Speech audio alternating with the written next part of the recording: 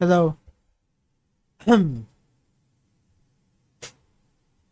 Okay, this time I'm slightly more prepared. Uh, I've got my files backed up on my OneDrive. I'm hoping that if I show my OneDrive, nothing gets shown. Shouldn't though, right?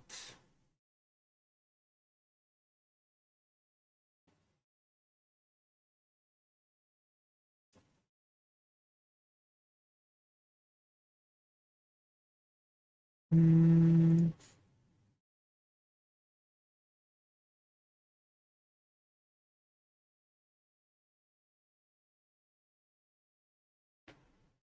I have it ready, but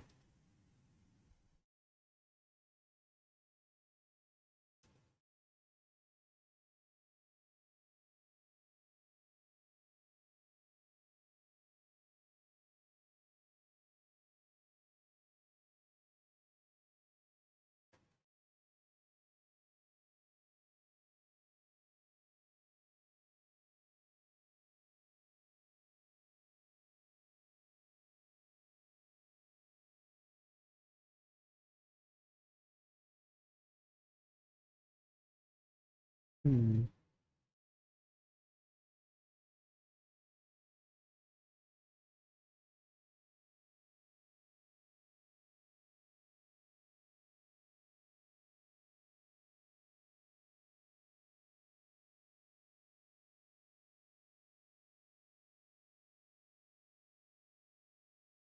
Okay, should be all right, right?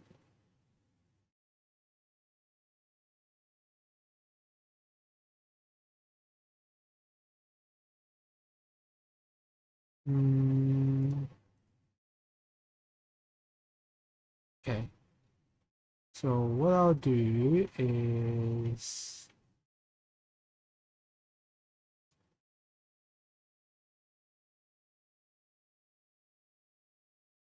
should be okay.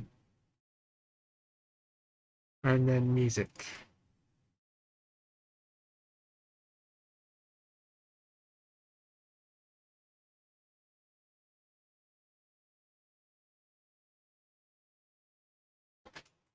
Excuse me.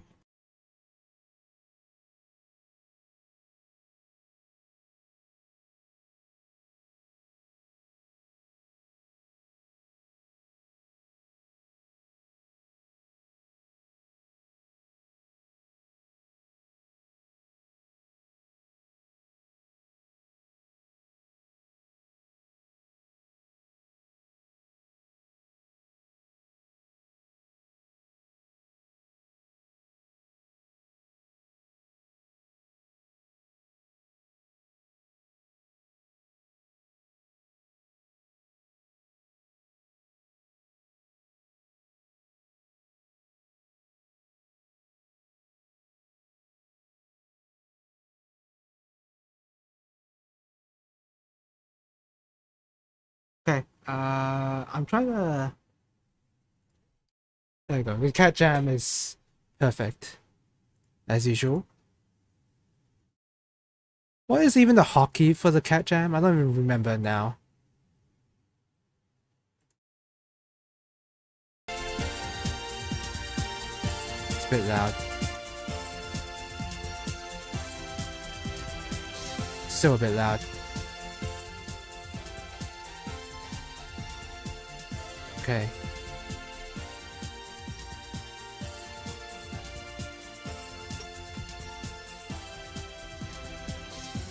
All right.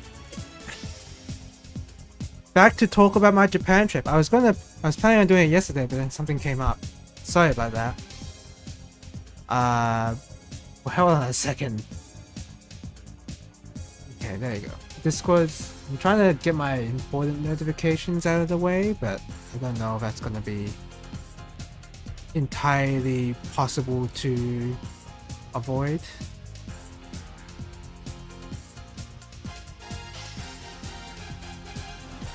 Okay. So what I'm gonna do, how I'm gonna play this out is, because I don't want to show my entire photo library. What I want to do is just do something like that. I'll just show you that, show you the image, and then move it back. That's the plan. That's the best I've got. Alright. Alright, so where did we last leave off? I think I was actually talking about Kyoto before I stopped for the night. So just to recap, we landed in Tokyo. We went around Tokyo, mostly did Disneyland stuff and Yokohama stuff. And then we went to Osaka, and I talked about what I did at Osaka last stream. And now we're in Kyoto. And Kyoto was a really cool place. Really cool city. I think it's a little hard for me to describe why that is, but I feel like with Kyoto, I got like a good blend of Japanese culture that is not just what I know it as. Like I got to see all the buildings, because the buildings are still intact there, the ancient buildings, historical buildings, whatever. And not only were there that stuff, there were also like the other, you know, otaku culture, I guess I'm so mostly more interested in. Oh, hello, welcome to the stream, Orison. I didn't hear that sound alert. Is that sound alert on? Welcome to the stream, Orison, by the way. Oh, that game's out now, the rhythm game. I don't know if I'm a... See, the thing is, it's like... I'm not a big Gunvolt fan. I'm not one of the biggest Gunvolt fans there are. I guess you don't really have to be. Because it is just a rhythm game. But the only... I don't know. I guess I gotta see. I wonder if it is a good game. I haven't... the only Gunvolt games I've played would be the first one, Azure Striker Gunvolt, and Mighty Gunvolt. Is that the name of the game, where you play as Beck as well? I've only played those two. I haven't played 2. Isn't there a third one? I think there was a third Gunvolt game, wasn't there? I just don't remember. Wait, is there? I don't even know. I know there's a second one for sure, but I don't remember if there's a third. What was I talking about? Kyoto. Yeah. Kyoto was a really cool place. It had like the arcades that I want. I had the arcade machines that I wanted, and like looking at all the buildings and the shrines, the temples was pretty cool. And I eventually went to the deer park, but that's in Nara. That's not exactly in Kyoto, but it's sort of around that area-ish. So yeah, this is me touching down. Oops, hold on. This is me touching down in Kyoto. I guess I can bring up the maps where I took this particular photo. I'm not sure if I'm gonna bring up the maps for every photo that I've taken, because frankly I'm not going to be able to remember a lot of the where I was in Kyoto. I think in this I was in... Hold on a second. I can find this one though. This one, as long as I have like a... here we go. Here we go. I think this is it.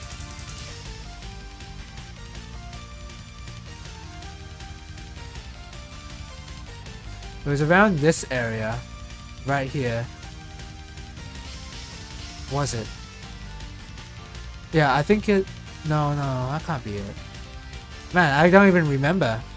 You haven't played the Gunvolt, but you do like the music from the demo? I'm sure the Gunvolt games have good music. It'd be weird if the Gunvolt games didn't have good music. Was it here? I think it was here.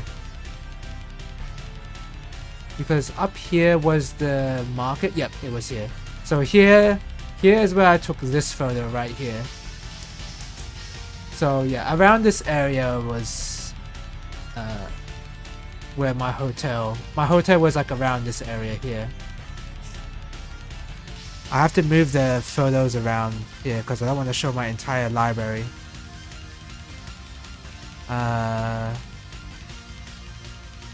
Oops, what did I just do? Excuse me for a second.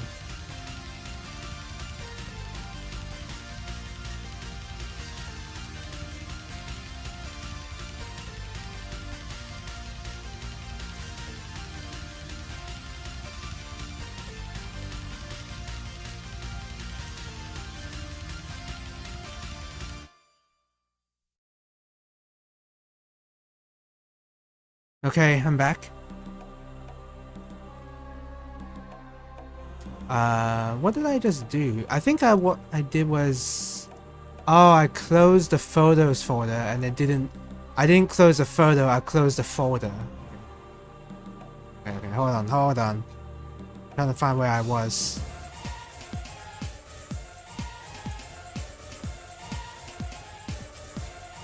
I took a lot of photos of Kyoto. I guess because I did not take that many photos of Osaka, I'll be honest. Osaka was alright when it was like an alright food place. It was a really good food place, but in terms of sightseeing, I'm not exactly... I wasn't exactly a lot of interesting things, at least to me. So in Kyoto, there's apparently it's a famous arcade called Acho. And Acho has a bunch of retro arcade machines. This is one of them, Typing of the Dead. And there's like a whole keyboard that you can use. So that was pretty cool. I played on it for a bit, but like a lot of the words are, you know, the romaji. Is that the term for the English lettering of the syllables? It's romaji text. So I wasn't good at it, but it's still fun that this was even in the arcade. There was a Pong machine, and of course there is the Melty Blood, actress again. This is on the Vulix. I think this was this a machine dedicated to Melty Blood? I think it was, because I can see here that there's this button is not there, this button's not here, and that's the Melty Blood layout right there. So I think this was a Melty Blood machine, which was pretty cool.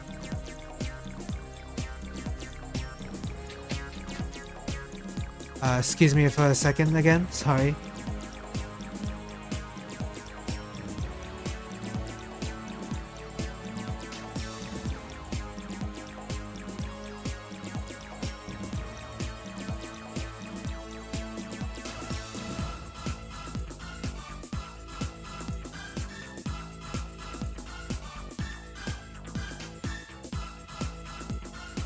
Okay, I'm back. Sorry about the interruptions. What else? Oh yeah, this machine here I saw a bunch of times in other arcade, in other game centers. This particular one where it had all these games on one machine. I didn't play all of them. I did not play all of them. For example, I didn't play Strive. I was not interested in playing Guilty Gear Strive in my trip to Japan. Only the games that would not be normally available over here. So, I mean, but even then, I only played one game that would not be available over here. Senshin LS is the only one that I've played on this machine. I could have played Rolling Gunner, maybe Virtua Fighter Esports, but I don't know if there was even online or whatever. If there was online, I could not get that to work. but I don't think there was.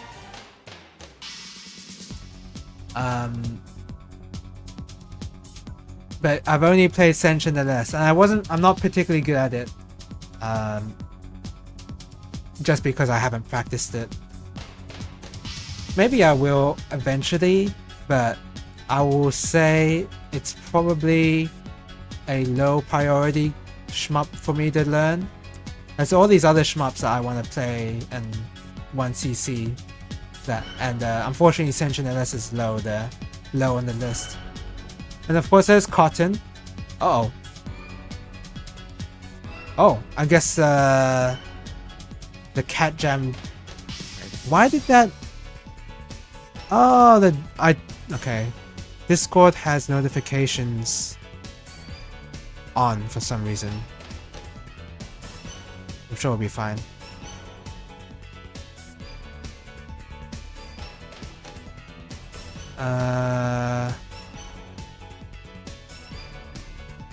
Okay. Oh yeah, I needed to get this photo out. It's kind of annoying that I have to like take the tab of the photos out, because I don't really trust, because some of the photos I have do have people in them, and I don't really want to show those. I just want to show things that inanimate objects basically. That's what I want to show.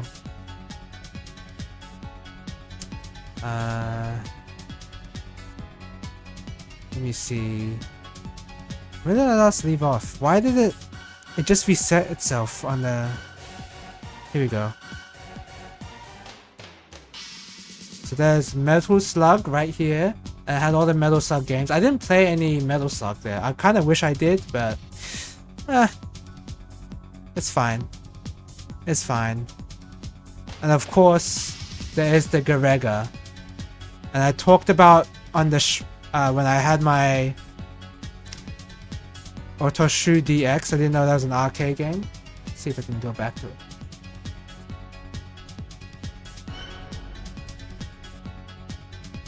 Otoshu DX. A lot of these are technically not arcade games, you could say. Like Koihime Enbu. This is Koihime Enbu. Dengakui Bunko, I think that is. There's also... I know what this is. It's like it's on Steam. Umihara Kawase. There's Blade Strangers right there, by the way. I saw some people play Blade Strangers. That was pretty cool. But yeah, Dead or Alive 6. I didn't even know that was actually an arcade game. But yeah, pretty cool. And of course, there's the Greg. I talked about how I got hit with the two major glitches when you bomb the birds. The visual artifacting glitch and the soft reset glitch. So that was incredible. And here's Truxton. I didn't play Truxton. I tried to, because I didn't have like that much time to play shmups that I didn't really know how to play. So I tried to stick to the ones that I did know, which was not that much, not that many. And I think the next photo is of the flyer on top of the machine here. And look at what we see here, because Truxton is indeed made by Toplin. It's gotta have this character right here. It's gotta have him.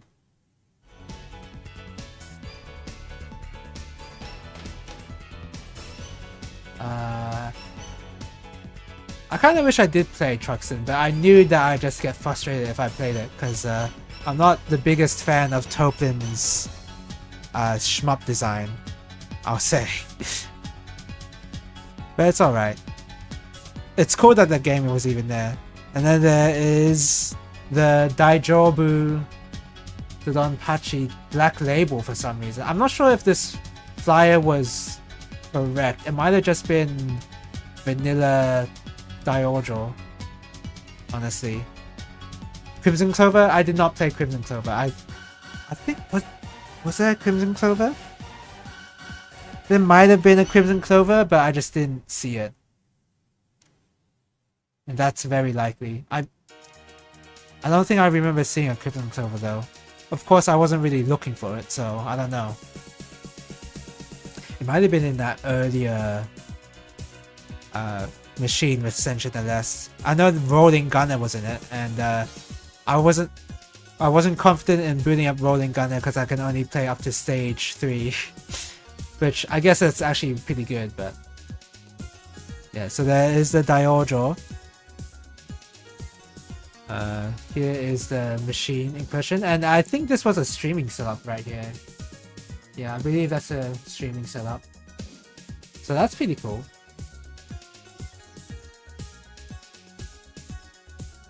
What the hell is this? Oh, this is... Is this...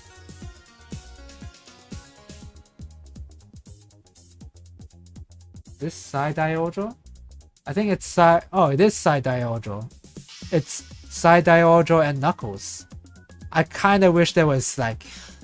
It would have been impossible, but I wish there was a dump of the and Knuckles version of this, but of course that was not present.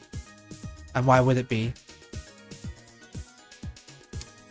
Here's Bat Rider right here. I think I played a tiny bit of Bat Rider, but I didn't get very far. I was pretty bad at it.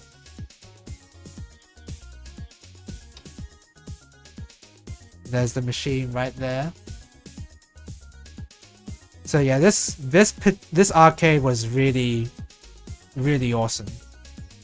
This was like this is the game center I wanted to visit ever since I arrived in Japan, and I haven't been able to visit until Kyoto. So this place was really cool. Here's Ketsui right here. I played a bit of Ketsui. I got as far as stage 3. Stage 3 tends to be the point where you can't exactly dump what was on the PCB to begin with. Nah, you can't. I just wanted to play and Knuckles at some point. But of course I guess I can do that now.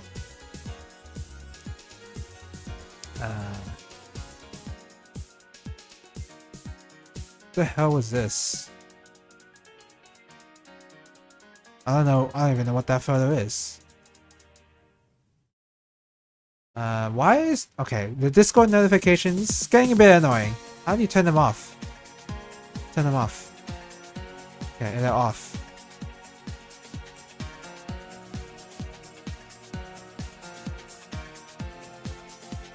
I don't even know what this photo is. Oh, it's N9s. Am I playing as Inazuma here? No, I'm not even playing as Inazuma. Oh no, this is not... I'm not even playing this. This is just a demo. Okay. I did play some N9's Perfect Anastasis. And I played as the new character Inazuma, and he's a lot of fun. Oh yeah, that's right. I played a lot of this when I was in Kyoto and had time to go to this game center. Theater Rhythm Final Fantasy All-Star Carnival. Yeah, this was incredible for me to find. An actual arcade controller for this game. And having played the PS4 version and this, these are two different versions of Theater Rhythm. So this version, you can see that only has 2 buttons, and those joysticks on the left and right, those are joysticks. They're your directionals, right? You only have those 2 buttons and 2 sticks. So the maps are designed in a way where you only have those 2. Whereas with the PS4, you have to hit 4 buttons at once because you're playing on a controller. So that the PS4 version is designed to be played on controller, whereas this arcade game is for this controller. So you would not be able to play the harder maps on the PS4 version with this controller, which is a shame. But it's still really cool that I was able to play it with this. And I played a bunch of The World Ends With You music more than the Final Fantasy music, I think. I don't know if I played that much Final Fantasy music. I played the FF8 final boss theme and Man with a Machine Gun and some. Oh, you know what I should have played? I should have played Crazy Chocobo. Ah well. I can always play that on my PS4. So yeah, I played this on this a lot.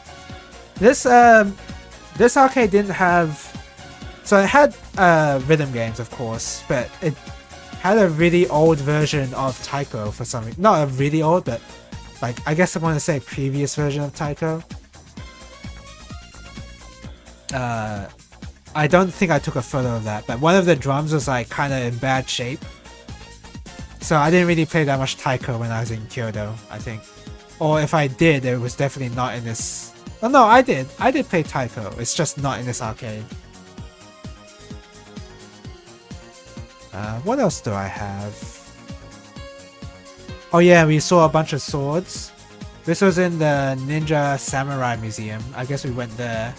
I mean, it was pretty cool. The presenter was very energetic. He was pretty...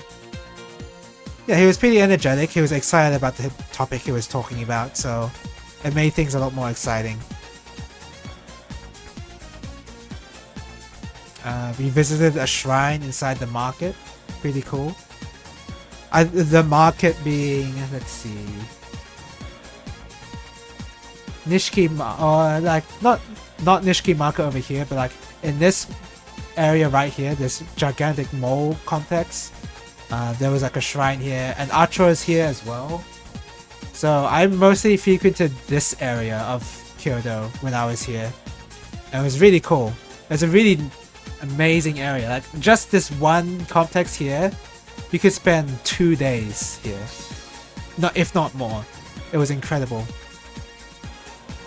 You can play Taiko locally anyway. Yeah.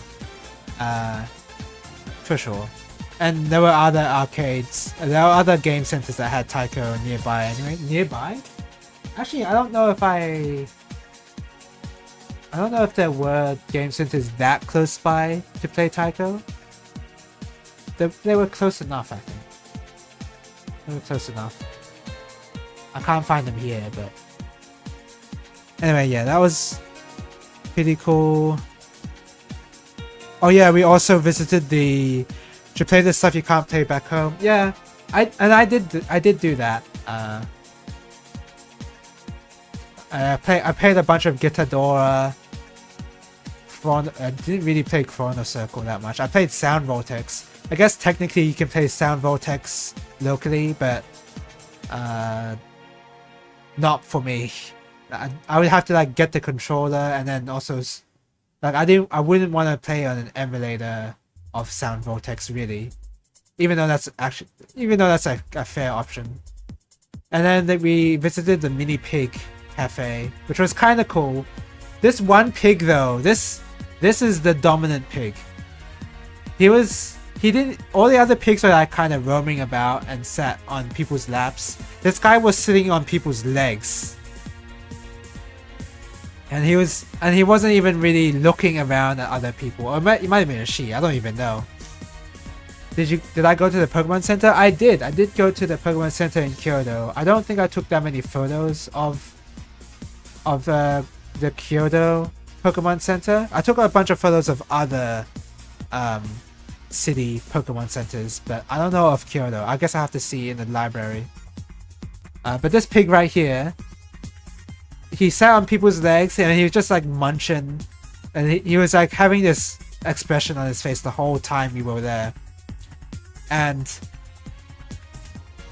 what was that? Oh yeah, if he wanted to sit at a spot that the other pigs were at, he would actually get aggressive with those pigs to try to shoo them away from that spot, and then he just sit there himself or herself. I don't even know, but yeah, this pig was actually insane.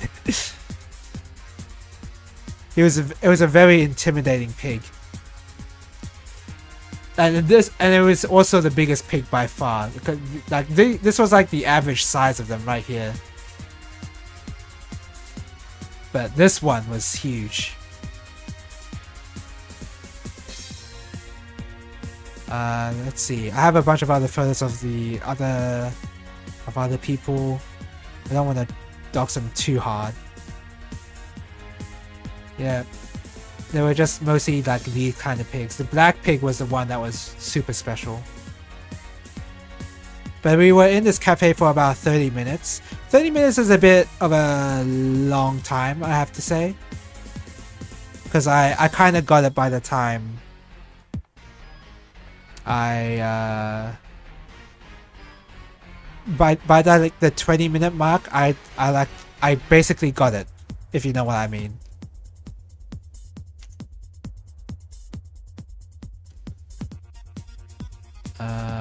And then there's a bunch of videos of me in a deer park. It seems like a lot of the videos I've taken are of other people though. But there is one video in particular I can show, which is like actually insane. Hold on. I'm trying to vet these videos in real time.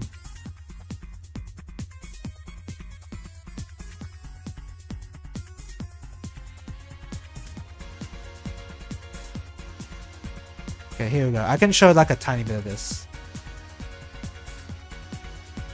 So yeah, we were at this deer park, and we were in a deer park to visit the Buddhist temple there. I can't remember the name of it. This was in Nara, so this is technically not in Kyoto. Where is Nara over here?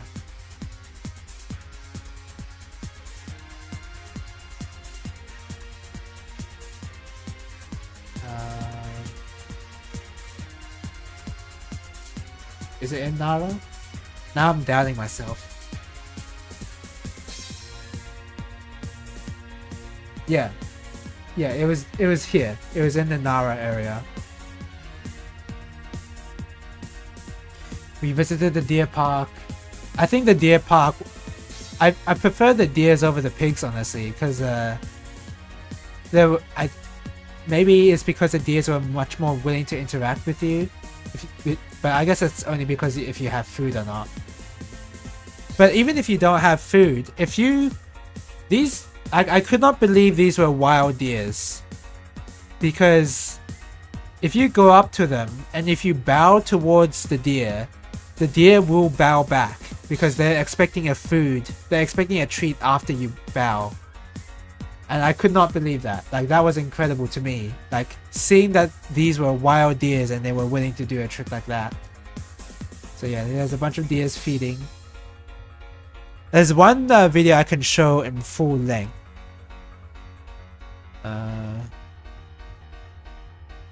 I took a lot of videos of the deer park.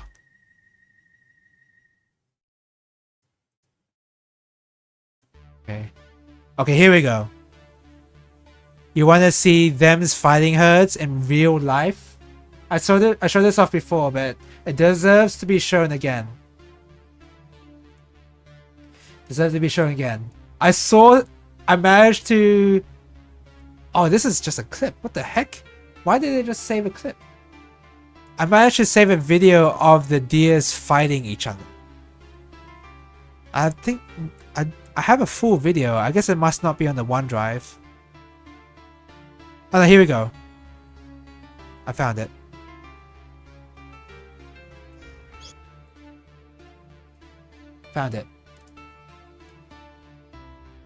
Here's a deer. Here the deers fighting each other. And this was insane to me. Like they were really going at it. I would not have expected to see this in my time at the deer park. I would have thought all of them would be like somewhat docile. I say somewhat because there is a sign warning you that the deers will headbutt you, and they will. They don't headbutt you hard, but they can be like an annoyance, and they can be intimidating once you show them food, because they will all group up on you expecting food. And if they don't get food, they will like try to do something to make you give them food. But this was like, and they, I think the sign also told you if you saw a horned deer, then you should actually watch out for them. And here's where they stopped fighting, as well. I think they stopped fighting because one of the deers was actually bleeding from the head. I think this one was, because I saw the head up close and it was actually bleeding. So that was like, that was for real. I guess that's my take on that. So that was pretty incredible.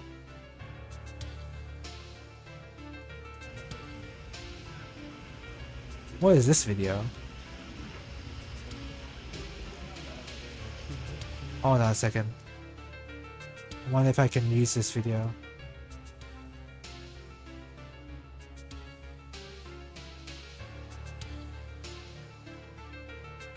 Okay, I can use this.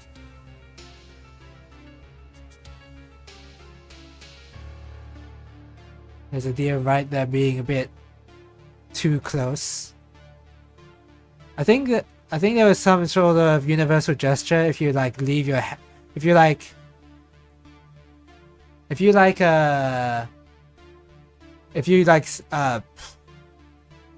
put your hands up and show open hands, show you're not holding anything in your hands, then the deer will like back off and would just like, they will assume that you don't have any food for them and they will just walk off.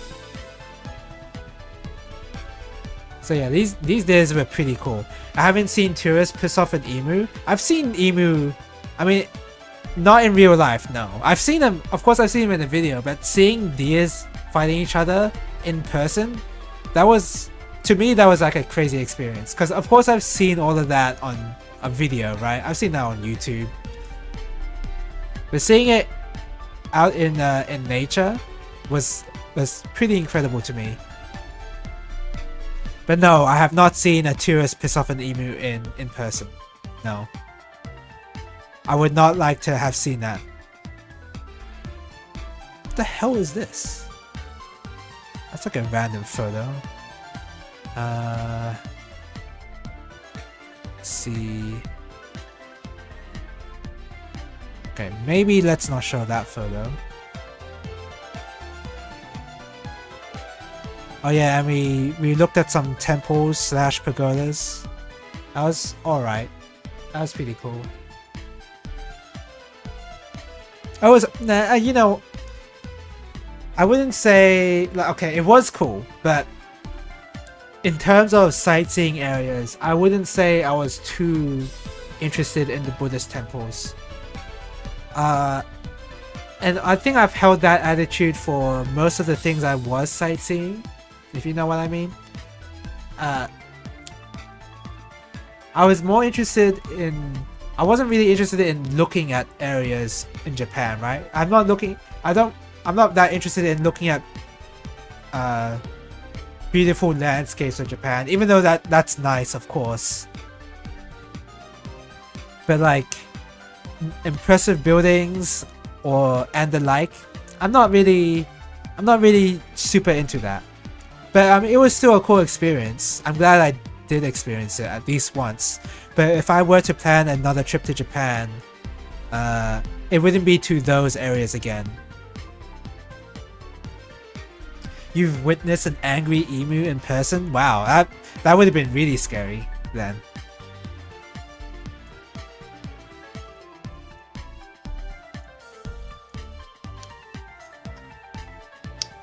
Yeah, the Buddhist temple, I guess the scale was actually very impressive. The scale was pretty impressive. Oh, here's the sign. Here's the sign that I saw. This is a real sign, warning you about how dangerous these deer can be.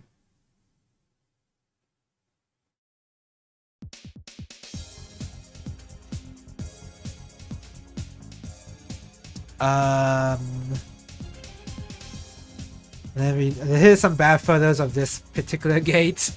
Some pretty bad photos.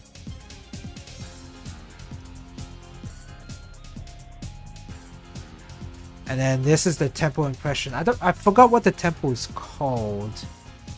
Apparently it's like the biggest Buddhist temple in the world or something. if I search up Deer Park, I'll get it. Because it's in that area. Not the golf club, no. Here we go. We went to this area right here, the Buddhist temple, Tadaiji Nigatsudo.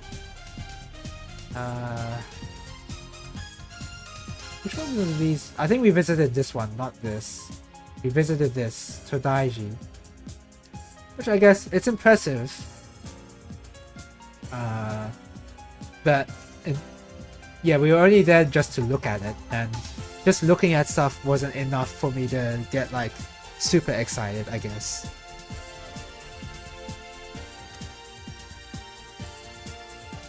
Temple in question right there. The scale is very impressive, don't get me wrong, but I don't know. Not super interested.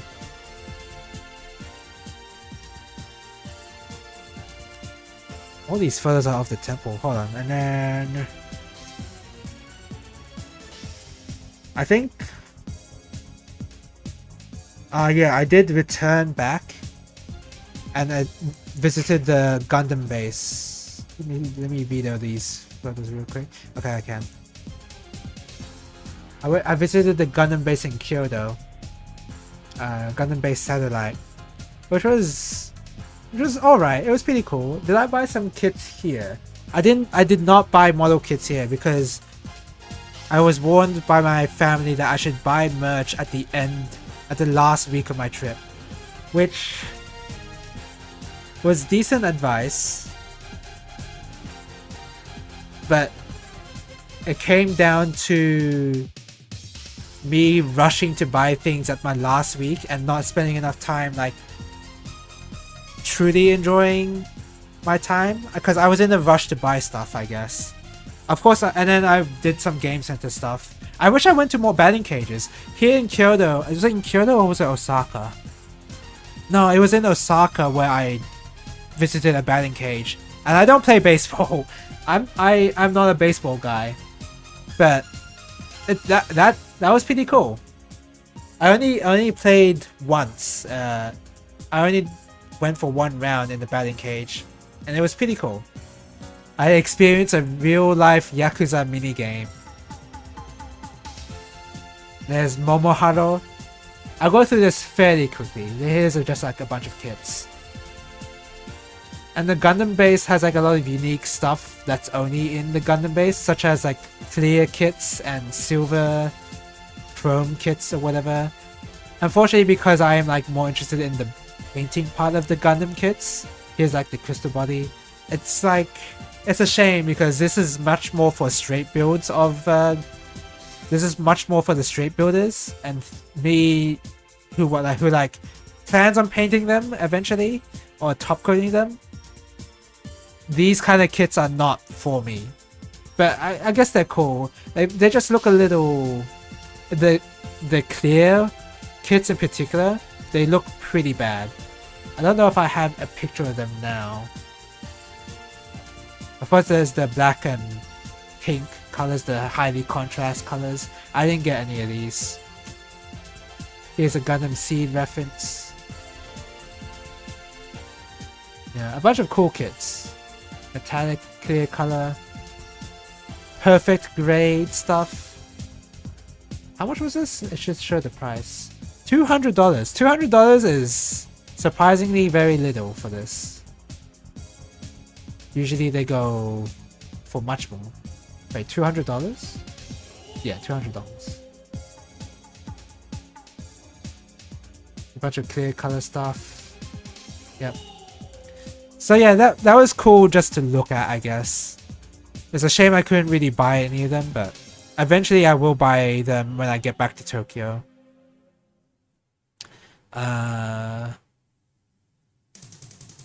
Here's like a cool diorama of this event in Gundam Seed. Pretty cool. That was just on display as well. This also was on display, and I could have gotten this kit, but maybe I should have gotten it. I was kind of hesitant on getting this because I knew I'd have to lug it around with me, and I wasn't sure if I was gonna really build it and paint it, because this is a kit that you need to paint, because you can see here this is in the same model line as these other ones here, and you can see that they're unpainted because they're all in one color. This one is the same, you have to paint this one, and I knew that painting this would be a pain in the ass, so I didn't want to get it. But but at the same time I did want to get it. Here's some Tamagotchi. I kind of wanted to get a Tamagotchi overseas, but I knew I would neglect my Tamagotchi if I came back, so I decided not to get it. But I guess I could have gotten these stickers. I guess I could have gotten the green one. The green one would be what I would have gotten.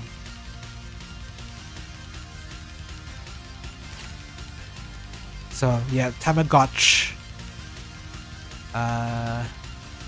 Okay, what else did I do? Oh yeah, I saw some Kamen Rider masks. I guess I should have gotten them. And unfortunately, because of the we had a lot less time for free time.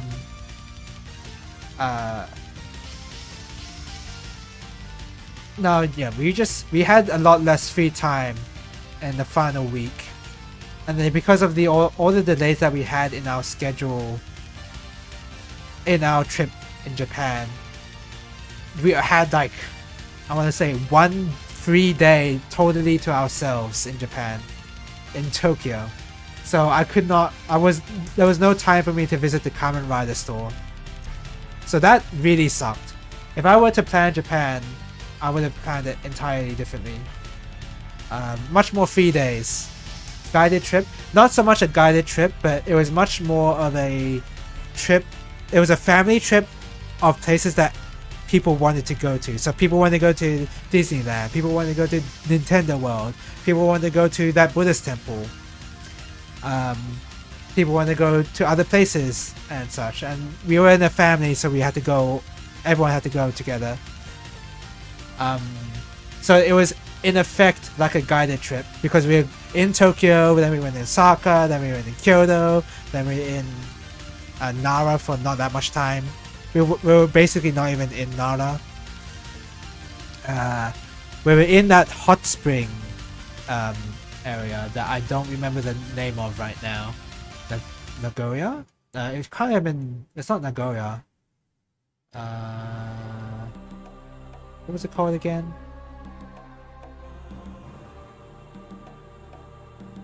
Is Google Maps being really bad right now? What's going on? Kifu, Kyoto. Crap, I don't remember the... Was it Nagoya? No, it's Nagano. We went to Nagano as well for the hot springs. We did not visit Nagoya at all. We went to Nagano. So we went, and we only spent okay, so when we touched down in Tokyo, 4 days in Tokyo, 4 days in Osaka, and our original schedule in Osaka was really bad, because our schedule, we were basically not even in Osaka, even though our hotel was based there. Because we went to Nintendo Land, people wanted to go to like elsewhere, like down here in Nara. Like they wanted to go to Nara earlier, I think. People went to... I think some people even went to Kobe, but basically our original schedule for Osaka was really bad. We didn't even go to Dotonbori as like a family. I had to go to Dotonbori by myself in order to experience that. So that was a little annoying. Dotonbori is like the foodie area of Osaka. Over here, yeah. Over here. Like 4 days here, Osaka, 4 days in Kyoto. And that's not even, and that's like including the transit to these cities, because oftentimes whenever we moved to another city, people were really tired. So a lot of the time I had to like, because I think in Japan, when the whole time I was in Japan, I was really full of energy because I was really excited to be in Japan and try to experience as much as possible. But because of that, I had to like rush, and I had to like, we had to make sure that everyone was sticking together in a way. So and a lot of the people, a lot of our family were tired, so I had to like slow down for them. So I wasn't able to do as many things as I wanted to do because, you know, I mean, but to be fair, they also wanted to go to Nintendo Land. I wanted to go to Nintendo Land. So I mean, yeah, I appreciate the guided trip. Don't get me wrong. The guided trip was nice, but now that I have the knowledge of what Japan's like, if I go to Japan next time, I'm definitely planning it a lot differently next time. Because we did go to a lot of touristy areas. And I'll be honest, I wasn't super interested in the touristy areas, like the Buddhist temple. I can't say I was that interested in doing that. But I appreciate the experience nonetheless. Let's see, what else is... the heck are my photos? Oh, over here. So yeah, Kamen Rider masks. Couldn't go to the Kamen Rider store in Tokyo. Didn't have enough time to do that. These masks were just like some random...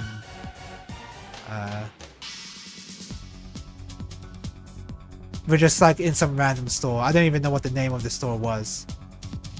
Here's some ramen I found in the station with some Suntory highball. So that was pretty cool. Just in some random station, I get some pretty... I mean, it wasn't the toppest tier ramen, I could tell, but it was really good though. It was some really good ramen. So that was pretty great. Osaka Castle I actually did want to visit, but I actually did not, because I didn't realize that it closed a lot earlier than I thought. So yeah, that sucked, but whatever. And then on like another day, we visited the Fushimi Inari Shrine. And we basically walked through a whole bunch of...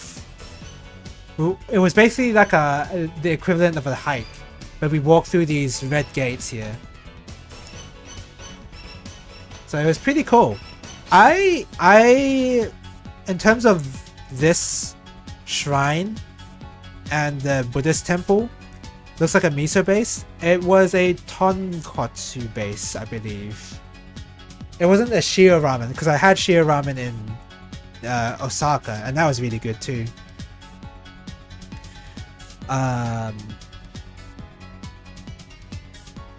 What was I saying? Oh yeah, the Shinto. This place here. It was this was like a different religion. It was a Shinto religion, and we went to the shrine. And in comparison to the Buddhist temple and this shrine here, this was a lot more interesting to me. And I guess the reason would be the Buddhist temple was too touristy. I don't exactly know what I mean by that, but like it was too clean. It felt like an area where they wanted to show you how majestic this building was, right? Which it was. It was definitely a majestic building, the temple. But it was kind of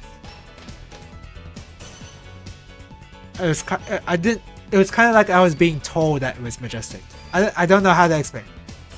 But in comparison, this shrine here, the Fushimi Inari Shrine, you had to hike up to go see the various shrines. And the experience of walking through these gates was an experience. It was pretty cool experience. Like it was actually something. I wouldn't say it's like otherworldly, but it made for like a pretty neat feeling having to walk through these gates, and there were a lot of these gates as well. I was kind of impressed by the number of these gates, and not only that, you had to hike up some stairs in order, and when you go through these gates to go see the shrines. So there's also the physical feeling of like you being tired and you going through these gates. It was pretty cool. I thought the experience was much cooler than the Buddhist temple where you're just like looking at it, and there was like a flat ground. There was, I mean, the fact that there were deers in the temple were pretty cool. I guess that was cool, but that was more the deers being cool than the temple itself. But here, it was like an actual physical experience. So it was, I appreciated the Fushimi Inari Shrine way more than the temple, honestly. Let's see if I have, and here's like a picture of like one of the shrines. I think in one of the, oh, not even a picture, a video. Is this one of the shrines? Yeah, this is one of the shrines. And there was like one part of the, we went down like a beaten path in the Fushimi Inari Shrine, and it was like really rocky terrain, and we were not supposed to go on this road. I mean, for a tourist, you're not supposed to go on this road, but near the end of it, near like the halfway point, because at some point we actually turned back and then went through the gates, but this road did not have the red gates. We went through like a bamboo park-ish area, and it was like really rocky terrain, and at the end or halfway point we saw like a really mossy, we saw some like pretty mossy looking shrines, like this area right here. And it was like kind of like,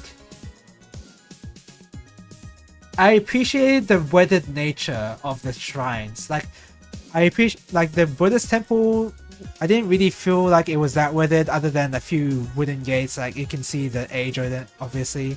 But here the shrines were like a lot more, you could see how old they were, and I thought that was pretty neat. Like this one here. That was pretty cool. And then I think we turned back at some point and then actually went through the gates again, and actually went through the proper shrines or whatever. And then we saw a couple of these as well. People putting on the bits of cloth on the foxes, and then putting a yen on its head, a yen coin on its head. I don't know about the on the head part, but yeah, we saw a couple of these. And I think the view, we had like a really fantastic view of Kyoto in one of the cliff sides of the shrine as well. This was just like one of them, and there were like a lot as well. So this hike was pretty awesome to me. This is one of the tourist areas that I would probably, if I were in Kyoto again, I'd honestly come back, because this experience was really cool. Maybe I'm just biased against Buddhism. I don't. Maybe that's it. But there wasn't really like a physical. There wasn't really like an awesome physical experience like I had with this particular shrine here. Oh yeah, you know. So yeah, this was pretty cool.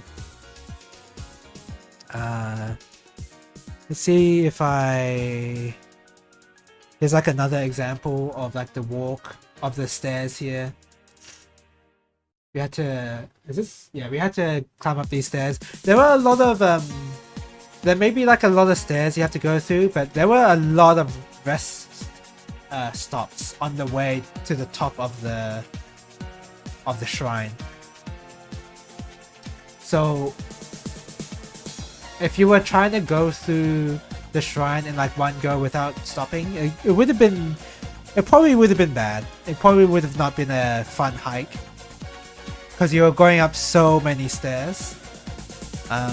But the many rest stops, if you took each rest stop, then you would be completely fine. There were a lot of them, so I'm glad that you could actually vary the difficulty of the hike itself. Which, I mean, I guess you can technically do that on any other hike, but there were like rest stops with stores as well, and you could buy snacks or drinks as well. Here's like an example of a shrine. Of like a lot of the shrines like look similar-ish to this, which were more stairs and more, like stone. I like the stone weathered stone look of these shrines more than the temple itself. Honestly, I thought this area was pretty cool looking. I mean, you can see a power line though, so maybe that ruined the experience a little, but I didn't really care.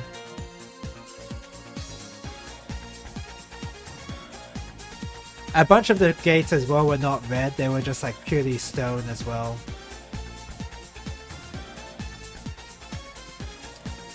But yeah, I think that's about it for the Fushimi Inari Shrine. Oh yeah, we saw a cat. We saw Cat Jam. Not Cat Jam, but we saw a cat along the way. Where the heck is it?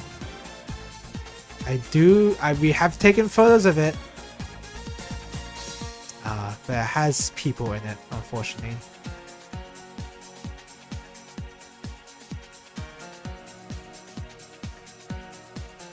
Yeah, there was a cat.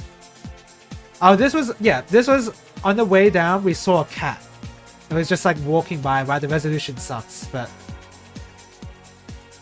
yeah, there was just like a cat on the path, and it just allowed itself to be pet.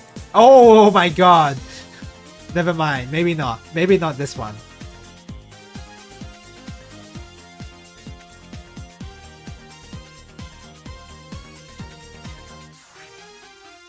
But yeah, that was pretty cool. Where else did I go?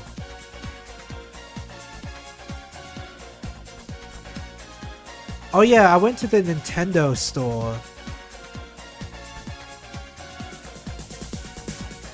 I went to the Nintendo store in Kyoto as well. Is that ads? Oh, there's ads. Let me take this time to actually get myself some water.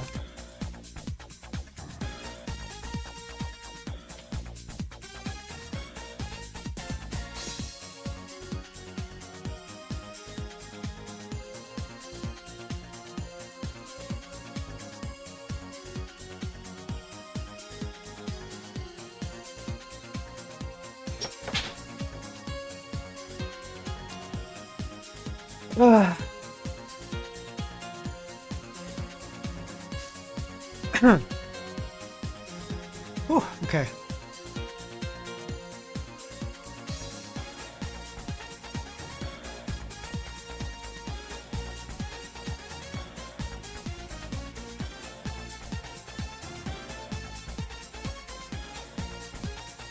Okay. We visited. I visited Nintendo store in Kyoto. It didn't have like super interesting stuff. It was like a lot of stuff that I already saw in previous Nintendo stores in Osaka, for example. But I didn't see this shirt. I was heavily contemplating getting this shirt because it's nice and simple, and you get the idea. It's an Animal Crossing shirt. I kind of wanted to get this, but I didn't. I ended up not getting this shirt. And then this one as well. I mean I like coffee well enough I was considering getting this, but I kind of, if I were to get this, I would probably get a proper coffee grinder and not some themed one. And this may be a proper grinder, but I would do the research before I get one of these, because I would be serious. If I got one of these, I'd be serious into making coffee properly. So I didn't get this, but this was a cool idea. And this is Animal Crossing themed still. And this is not in the Nintendo store anymore. This is in Yellow Submarine in Kyoto. And they had a whole bunch of tabletop RPGs, which I wish I took more photos of, honestly, because it looked pretty cool. But there were some that were pretty interesting as well, but yeah. Pretty cool. Where else? Oh, I took one more photo. I thought this one looked pretty interesting, just based on the art. I don't know about the Red Riding Hood though. That one's not as interesting.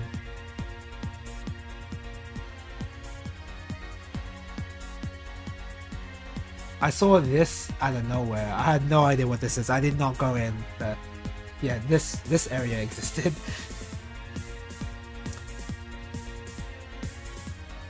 Where else? Oh yeah, I attended the Shiba Cafe, Mama Shiba Cafe. It was kind of cool. These dogs were super cute.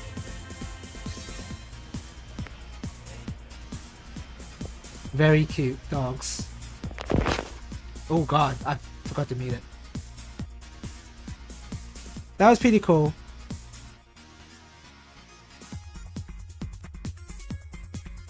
They didn't really...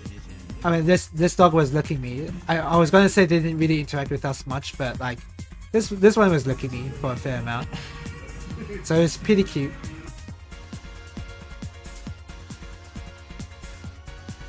I was hoping they'd be more energetic, but I guess because we came later in the day, they were probably like more on the sleepy side, I think. But yeah, that was fine. That was fun as well. Oh yeah, and then at some point we had like a free day in Kyoto to do whatever we wanted, and that meant going back to Acho and playing Karos, I think this was called.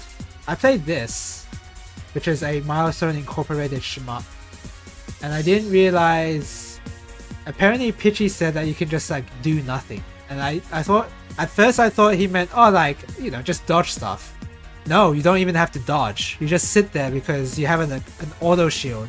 You turn on your shield, and I think it comes on. Wait, I don't even think you have to press a button for it. You just turn on your shield and then do nothing because your shield is that OP. If you're really trying to aim for a 1cc, you can just do that. So this is like that kind of game. And then this game as well has a boss called Fat Bowie Slim. So that was pretty funny. Oh yeah, this is... I played a bunch of Theater Rhythm. I played Someday. I played... What is this one?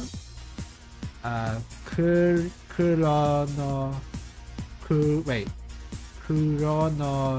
Trigger. Well, I mean, that's Chrono Trigger. Chrono Trigger from Chrono Trigger? I don't even know what this is. Chrono Trigger from Chrono Trigger. I don't know what that is. Okay.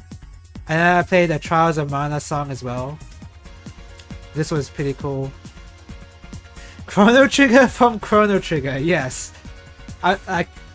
Yeah, no idea. This must have been like a battle theme or whatever. The Trials of Mana music being available was pretty cool. Megalomania from Live Alive was also there too. And as many people will tell you, Megalovania was based on Megalomania. That was the inspiration. So many people online will tell you that. But yeah, I played that.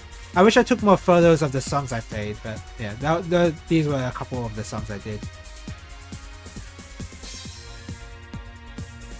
Oh yeah, this is me playing N1's Anastasis, Perfect World Anastasis, or is it Anastasis Perfect World? Whatever the case, I played some Inazuma versus N1's himself, and Inazuma's a lot of fun because he has a just frame uppercut. It's a quarter circle forward input, and if you do quarter circle forward A and your last input's like forward plus A at the same time, you get a perfect electric, like a Tekken. Like, it is exactly like a Tekken electric wind guard fist, but it's not a DP input, it's a quarter circle forward input. So that was pretty cool. I wish this guy was in the previous entries because I'd be playing more of N1's if this guy were in it.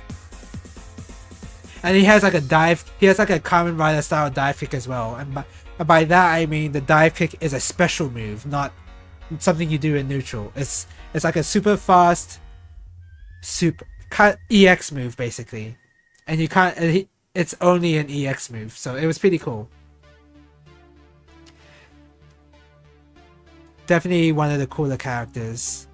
Oh yeah, I took a photo of Bomber Girl as well. I've mentioned before, I got exactly one trading card of a Bomber Girl, and I don't even know who it is. I was hoping for Shiro Bomber because that's the only one I know, but I got some girl that I don't even know who. So I hope I'll bring it to locals. But yeah, I didn't even play any of Bomber Girl, mind you. Apparently it's a MOBA. I guess next time when I come to Japan, I'll like give it more of a try, but I didn't play a single game. Here is the Kamen Rider Black RX. This is this area. This is in Mandarake, Kyoto. It had a whole bunch of old figures, model kits, etc. Pretty cool. I think I took more photos of Mandarake stuff. Oh yeah, I thought this was interesting because you can see here it says Kamen Rider Dragon Knight. So I feel like this is specifically the American version of the Kamen Rider Ryuki. This is specifically the American version, which I thought was pretty interesting. Or it's just Ryuki. Or it's just Ryuki, I don't know, but yeah, I thought that was a little weird, but yeah, that's cool. Kuroi body, yeah. That is Kamen Rider Black himself. It's a bit weird though that RX is more green than black, but whatever. I guess that's the RX part. Here's a bunch of Kamen Rider heads. This one is the Agato line, I believe. I would not be able to name all the Kamen Rider heads. Like this is one of the side riders in Agato. Don't know that one. I'm not the hugest fan of Kamen Rider. This is Double, obviously. This is Kabuto. I wouldn't know what this is. Is that even a Kamen Rider? Don't even know. Yeah. Oh, they were selling Char's helmet from Gundam, which I thought was pretty cool. 1:1 scale. I thought that was really cool. There was even like an actual Kamen Rider mask as well in one of the Mandarakes. Oh, this one costs $176. I'm speaking in Australian, mind you, which was not bad, I guess. I guess it's for like of that scale and for replica. I guess that's decent.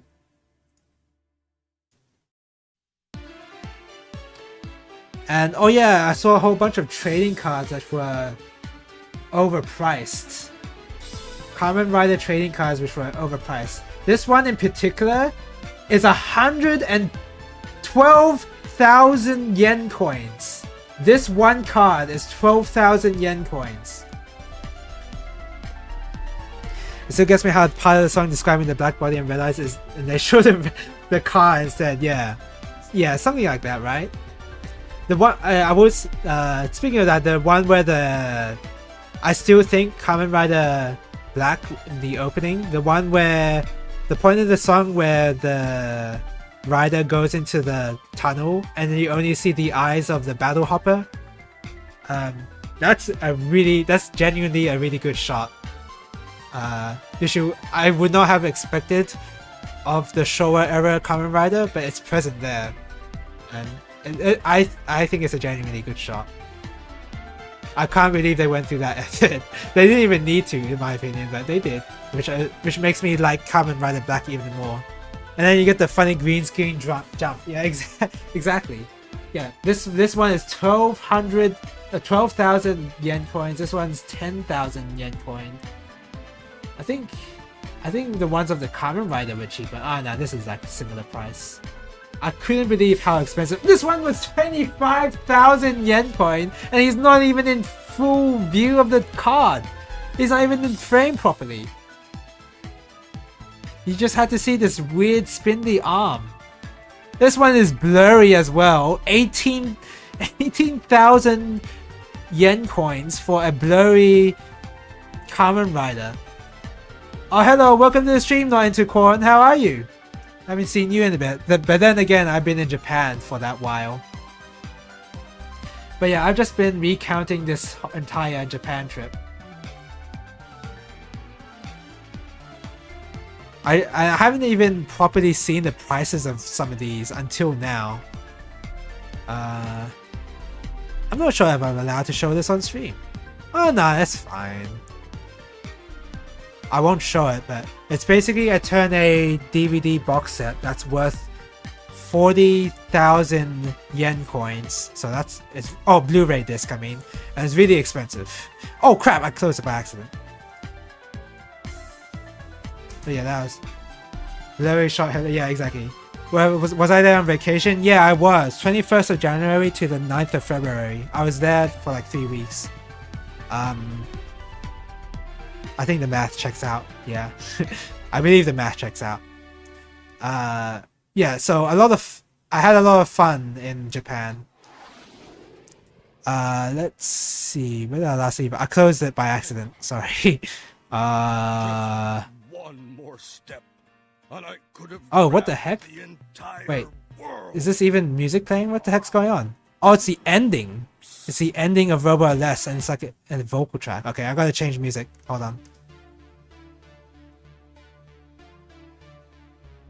Let's do Musha LS. You know what? Let's do GGLS 3.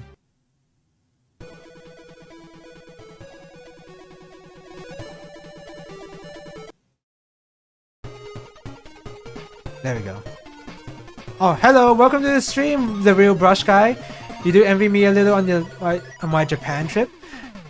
Thank you. Hello, welcome to the stream, real brush guy. Yeah, I bought a whole bunch of model kits as well. I guess I'll show them now because I have a feeling I'm not even going to be able to show my entire trip because I'm spending a lot of time in like Mandarake. I'll just show what I bought model kit wise. And Oricidin, you're going to be interested in one particular model kit, and you'll know what it is. And you know what it is when I show you, but like, I'm going to show the entire thing. You're going to be drawn to one thing in particular. So this is all the model kits I bought. I didn't buy too many because if I bought too many, then I would not be able to carry a lot of them. But I can't even hear the sound alerts. Is the sound alerts working right now? Monitor and output. Or maybe I can't hear them. I don't even know. Seems like paradise for our kind of kits. Yeah, it was absolutely paradise because I saw a whole bunch of model kits that I've never seen before. Cup noodles I saw before. Aerial I've seen before. There's a lot of icons on the desktop. Yeah, maybe I need to clean up my desktop. Yeah. But yeah, I got myself the cup noodle kit. I saw this, I was like, instantly getting that. I instantly got that. But then I saw the Ray Force kit. This one is really cool. I was really looking for, how much was it? It was really cheap. Hold on. Was it that cheap? I don't think I have the price tag anymore. No, I don't have the price tag anymore. Do I have a photo of the thing on the shelf? I may have it. Hold on a second. I don't think I do, unfortunately.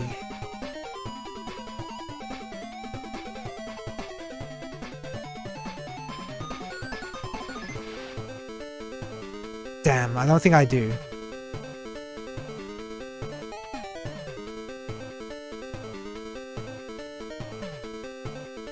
I'm trying to look for it in my photos, but I don't think I have it. Damn.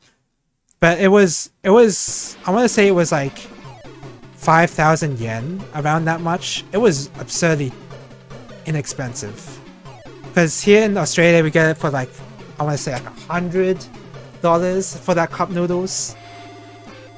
It's it's a really difficult kit to get over here. I used to collect those, the cup noodle kit. Considering the price of the kit from the local stores, I imagine around 20 bucks. 20 bucks would be too little, but yeah. It's around 50 from local sources, really? Okay. It might have been like, because I remember when I was looking up where to find cup noodle kits, it was like $70, I want to say. Are you asking because those kits can be so much cheaper in Japan than they are in Germany if they're even imported? Yeah, the aerial that I got was how much was it? It was like 2,000. It was 2,000 yen, which would be like 20 Australian for us. So, and that was, wait, no, it wasn't even that. What? It was 50. It was like around 1,500 or 1,000 yen. It was really cheap. It was half price. Shipping plus tax basically doubles the price of anything imported for JP for us. Yeah, exactly that. You usually collect Gundam kits. I don't know why I thought you said like I thought you meant cup noodle kits. I don't know why. Whatever.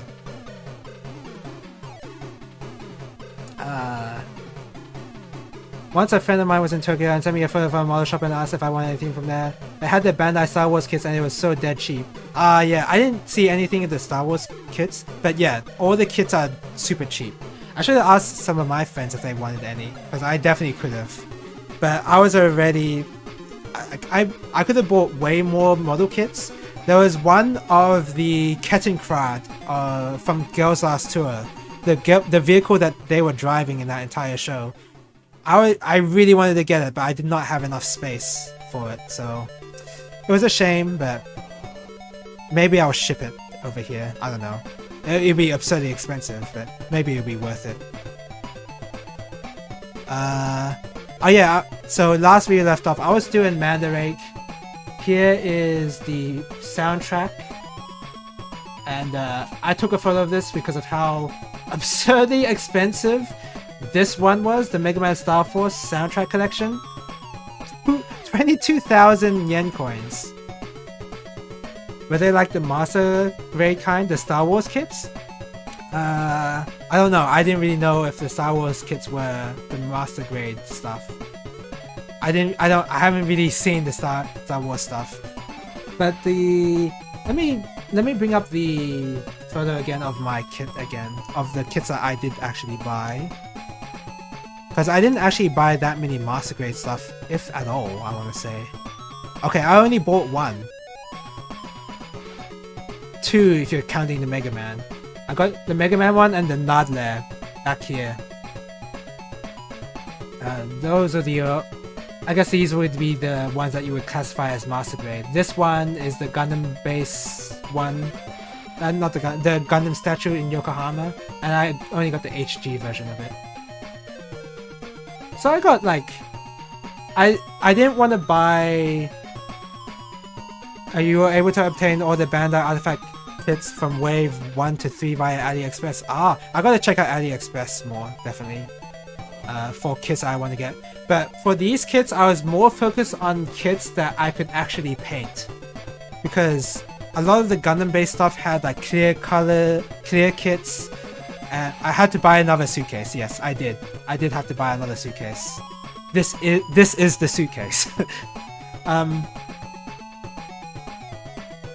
Yeah, the P Bandai stuff were like clear colors, all black, chrome colored ones. And I wasn't really interested in that because I'm more like, I want to paint my kits eventually, right? So this reflects that. All of these things that you can paint, the Harrow Battler, the Harrow Hitter, I don't even know what that is. The Tri-Tracer, Nadler, the front mission kit. I don't know if I'll paint the cup noodles, but you know what I mean. Are they resin kits? No. I'm not too deep into the painting world to get any resin kits yet. Eventually maybe, but I didn't know where to look, so I kind of focused on plastic model kits. But yeah, I only got plastic stuff. Those tiny artifact kits are perfect for painting. Yeah, exactly. I wanted to focus more on painting, so that's why I got smaller kits. This is that this one. This Nadler was pretty annoying to pack because it was so massive. Anyway, back to Mandarake. I think I was exasperated. I was exasperating at the price of the soundtrack. Yeah, here we are.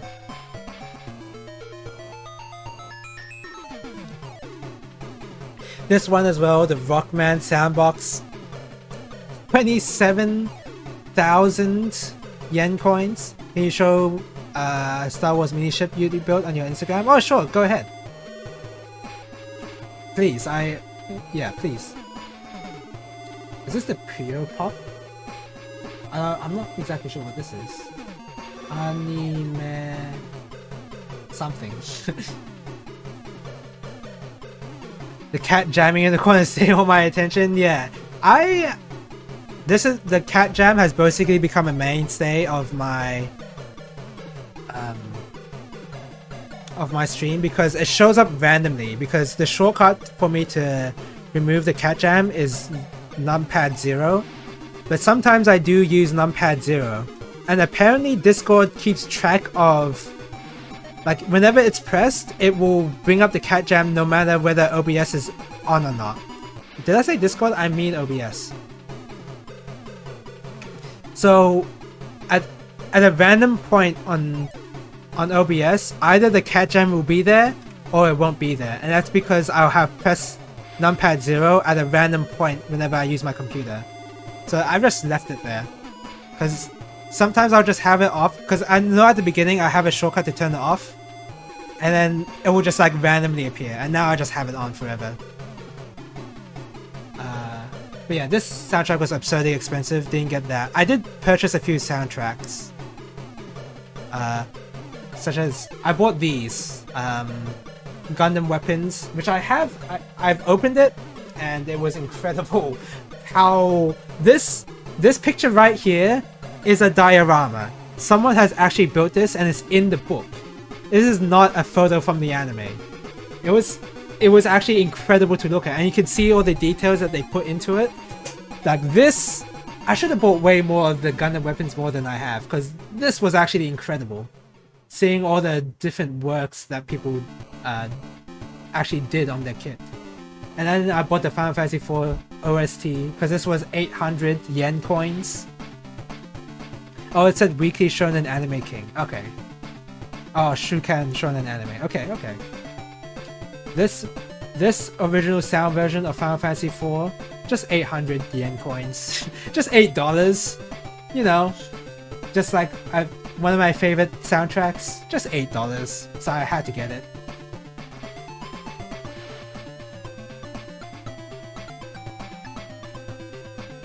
Anything else? Oh yeah, I got this is Ichiban. This was a particularly famous ramen joint, and this is what I got, and it was delicious, pretty cheap, like 1,500 yens for this entire thing. That was pretty incredible. Oh yeah, I'm showing something on your Instagram. Sorry about that. I just do that. Oh, look at that. How do you zoom in? That's pretty cool. Wait, how do I zoom in? Oh! I wouldn't say I'm like I'm not the hugest Star Wars fan, but like, I do like the TIE Fighters and X-Wings. I guess anything ship related is actually, I genuinely like that part of Star Wars. The droids, I'm not cool on the droids. But the ships are really cool. So this is pretty awesome. Oh wow.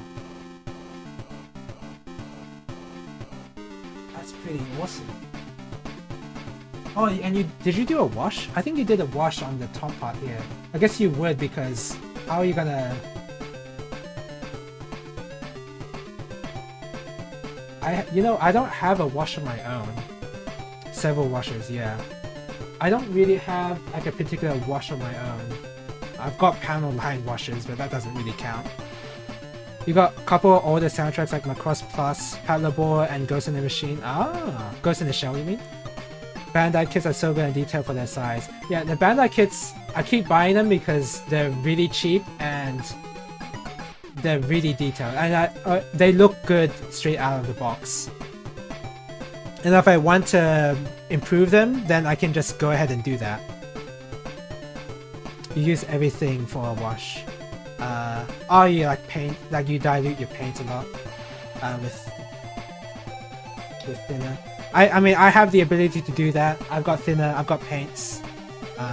In fact, I took a photo of a drawer that I have. I took a photo of my drawer that has all the paints and thinners. Let's see if I can bring it up.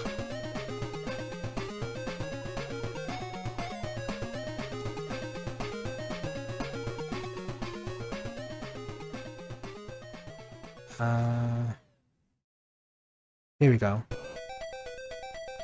It's pretty messy. It's very messy, but yeah. You only use acrylics. Yeah, this is all acrylics as well, with a few exceptions, like the metallic ones and a few of the metallic ones over here. But yeah, I've only used acrylics, and this one's for hand painting because I do a bit of hand painting as well. You got a nice selection. Yeah, I think I amassed like a fairly decent selection for like painting in general. And this is like this is the clear stuff over here. This is glue. I got glue here, cement, mark setter. Well, this is mark softener, I believe. This is mark setter. I think this is paint retarder. What the hell is that one? I think one of them is just paint remover. Because I needed to get some paint remover on one of my kids because I made a huge mistake. Yeah. This one's primer, and this one's fluorescent blue, fluorescent pink. What's this black one? Nail polish? I don't have nail polish actually. I mean that is nail polish. Basically that's what it is, but not specifically nail polish. It's called paint remover. But yeah. Oh yeah, that's another primer. It's an oxide red primer. This one's a flesh tone primer. And this one is like much more rough. This is a much rougher surface. But yeah, that's what I have. So yeah. And and I only took a picture of the paint up here. What would be down here would be sandpaper. And you can see some sandpaper stuff here. Yeah, it's really messy. You can see God hand sanding sponges there as well. This one's not a paint, by the way. This is fountain pen ink, by the way. That's not. I don't use this for gunpla. I mean, I guess if I had much more knowledge of model painting, then I could figure out a way to use ink. But I'm not experienced enough to know how to use this. But yeah. I also got scribing stuff over here as well. What I'm missing, ink would work for panel lining as well. I think it would, yeah. Probably would. I've got scribing stuff as well. Oh, yeah, also a bunch of I've got. So this scriber. Sorry, this has turned into model. This has turned into model kit making stream, but like, I also bought a bunch of model, some line scribers from Japan as well, specifically a rectangular shaped chisel, because these ones are triangular shaped, and because they're like they're points that you dig into the plastic. But the ones I bought from Japan are more of a rectangular chisel, so that you can make rectangular shapes. I think you have 8 of these kind of drawers full of tools. It's like, I only have 1, so yeah. I need to get more drawers basically. You see masking tape? Yeah, I got masking tape. I got the masking solution for specific stuff. I got scribe tape as well. So yeah, I've basically got everything I need. Other than like, I might go out and buy a few paints for like specific paints if I want like a specific shade or whatever. But yeah, I've got a pretty decent selection. And that's just one drawer. I only have one drawer, I should say. I will need to... I'm not very well organized. I need like another drawer basically. And I could easily buy more. Anyway. Where was I at? Wow, I'm so hungry. I never thought that talking so much would make you so hungry.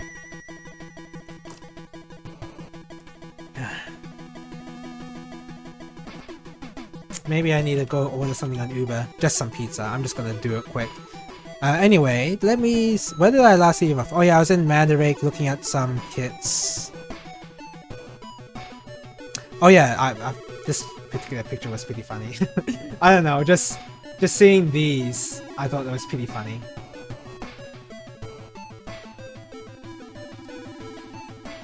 Let's see, what else? Oh yeah, this is in the... I didn't take too many photos of Pokemon Center in Kyoto, but this was one of the displays as well, which I thought was pretty cute. This one as well. I guess I should have gotten more plushies than I did. I wasn't too big on plushies. I did have a few amount, and I wish I had that Yukari plushie, but I didn't get it from the crane machine. But I've already got a few Pokemon related stuff, so I didn't get this one, but I should have gotten it, basically. By the way, I'm moving tabs over. I'm moving my photo tabs over because I don't want to accidentally dock somebody. So... Oh yeah, I had this in the Nishiki market for like 1,000 yen. So $10 breakfast. Awesome. This is your workspace. Oh yeah, I'm like sort of trying to save money. Wow, this is incredible. You know, unfortunately, I only have one desk, which is my it's my computer desk. It's my workspace desk as well. One thing I definitely need is a desk of my own to work on, to get all this stuff, and like have it only painting / model kit making, etc. I wish I had a desk like this. Basically, that's all I'm saying. This is incredible to me. Yeah, this is awesome. I don't know what the remote is for. Oh, the remote's for the lights, isn't it? I thought that was a TV remote. Is it a TV remote? Oh no, that is a TV remote. Oh yeah, it is a remote for a TV. Yeah, okay. To the left, there's... the left there's your computer. Ah! Yeah, okay.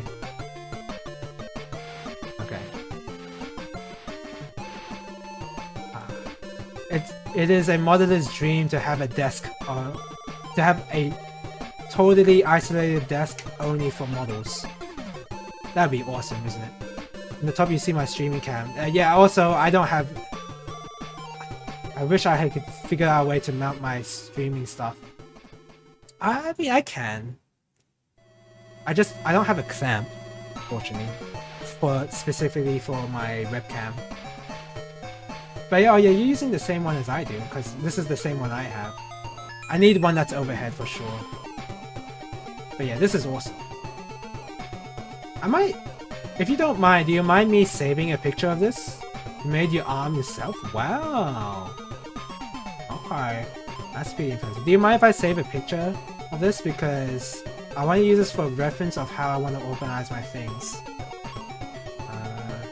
Especially the arm part, because I might... Because I do have the tools I need to make an arm like this. I may not have the experience, but I do have a shed full of tools, thanks to my dad hand-me-down, so... If you'd like to know more, just ask me. Thanks! Yeah, I want to save a photo of this. Because I want to look at that... I want to look at all the things that in more detail later. So I will save a photo of that. Thanks! But yeah, pretty awesome. PM Discord anytime. Yeah, thanks. If I have any questions, I will. Yeah, thanks. Anyway, back to Kyoto. Should I order some pizza? I'm really hungry. Yeah, maybe I will. Okay, maybe later. Maybe after the stream I will. For sure. Oh yeah, this is a whole photo library. Hold on. So what do I have for breakfast? Oh yeah. This one, this was my record in Battle Garega on an actual machine. So I got up to stage 5, and that's pretty good. I think this is the attempt after I got the soft reset glitch on stage 2. So, so silver lining, I wasted 100 yen, but at the same time, I got as far as I usually do in Garega. So, you know, I guess that's good. Wasted 100 yen coin, spent 100 yen coin pretty well, I guess.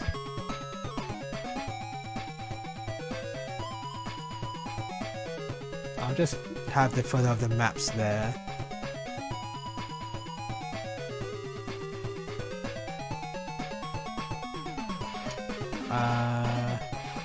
What else? There is the Dodonpachi Sai Daiodro and Knuckles poster. I'm never gonna stop adding and Knuckles. I don't know why, I don't know why I find that meme so funny. Just adding and Knuckles to the end of things. I don't know why I find that funny. I guess it's because it's so stupid. I guess that's it.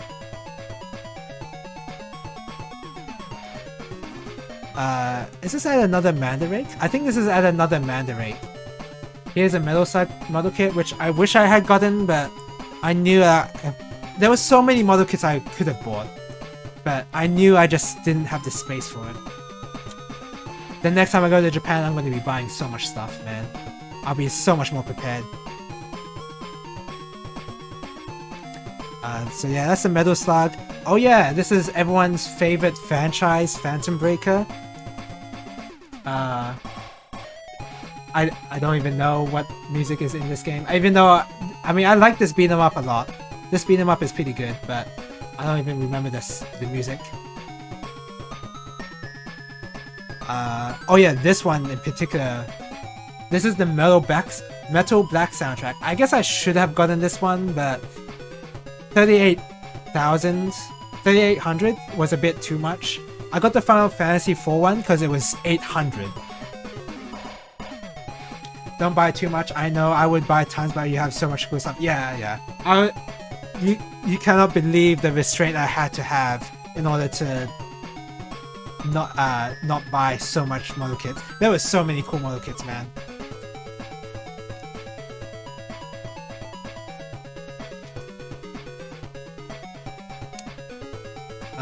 Holy crap, I am actually so hungry. Maybe I'll have to order it now. No, okay. I'll try to push through until the end of the stream.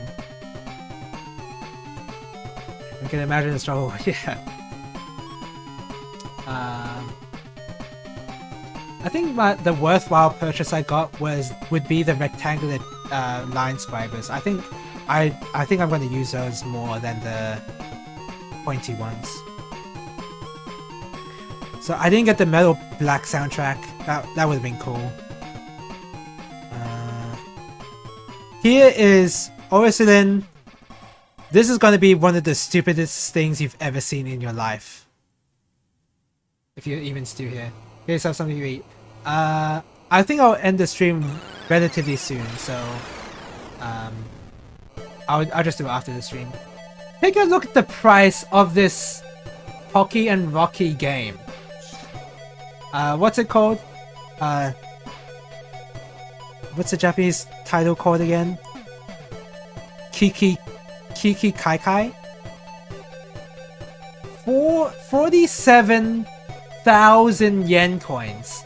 In Australian, that would be $478.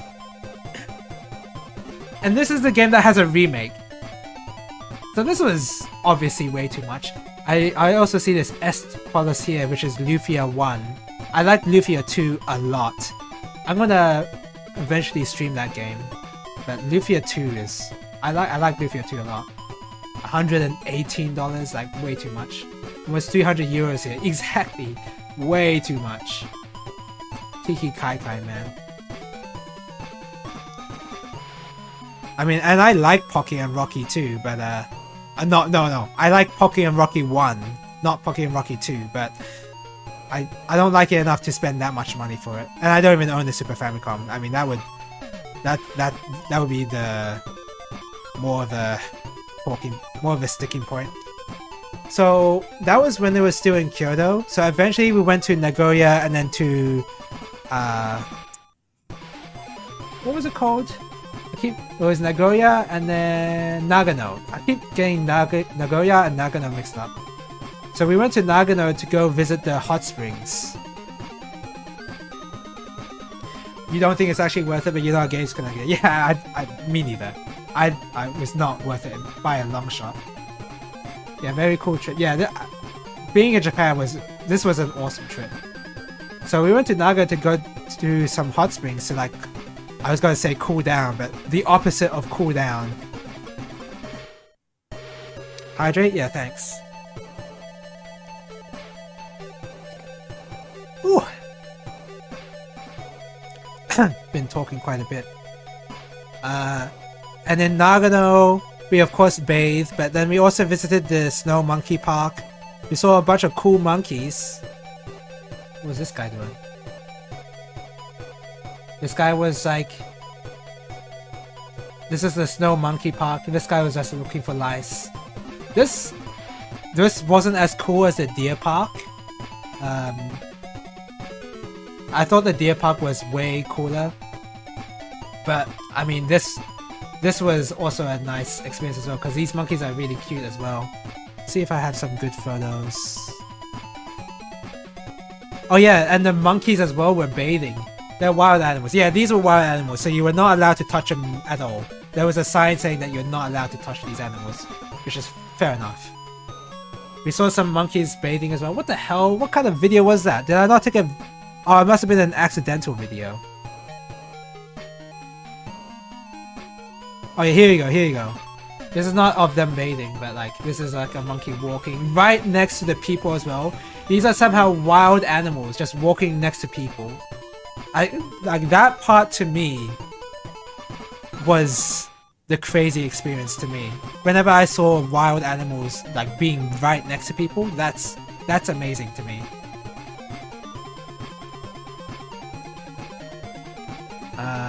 Did I take a better video of them bathing? Oh, here we go. This is a much better video.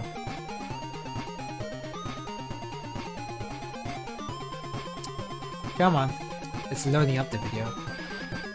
Here you go. And over here, like, this is just one example, but there were a ton of people with oversized lens cameras, just like him, just taking a photo of these. Taking what must have been the most amazing photos of these monkeys.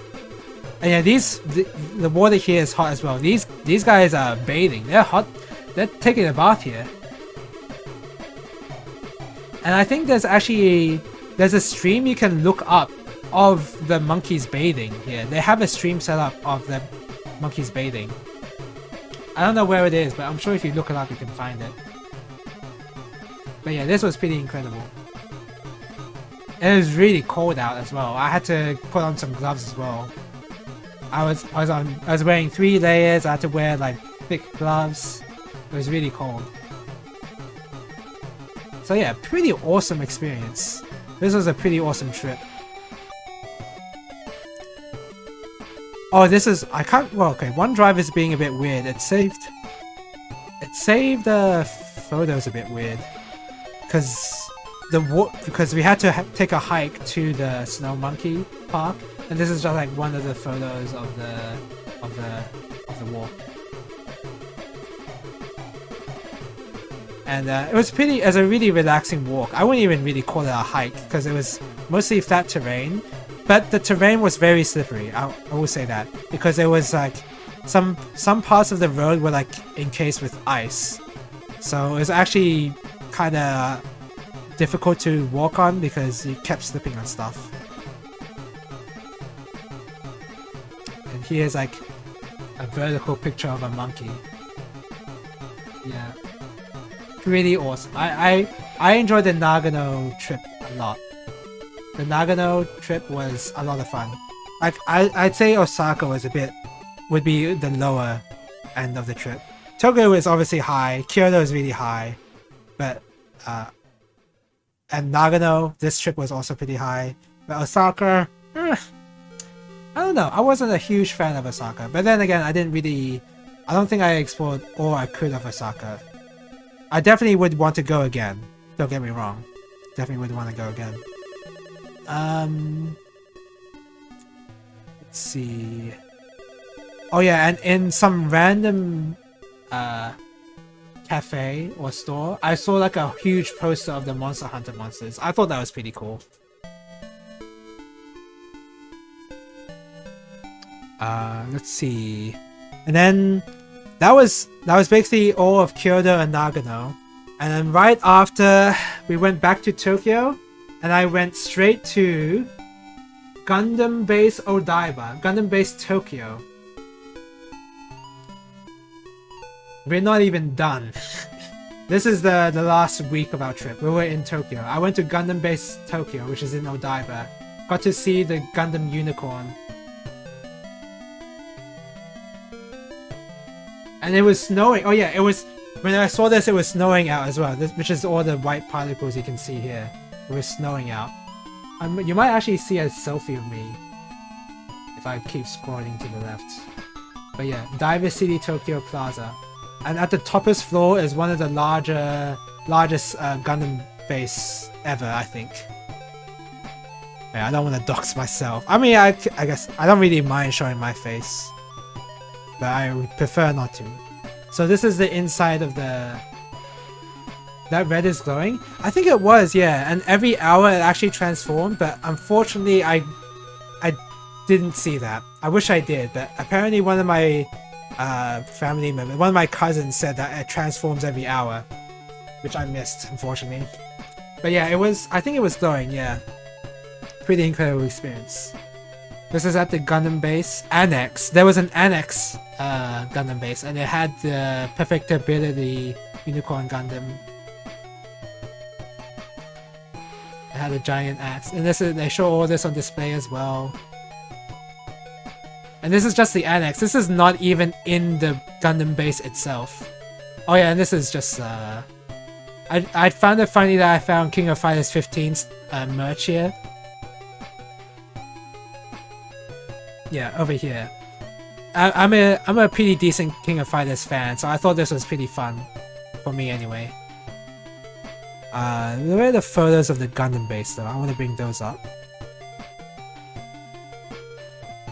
Here we go. Here we go. The Gundam base Tokyo. And this is like a rotating stand of the crystalline body. I don't know if the crystals were glowing, but yeah, this was awesome to look at.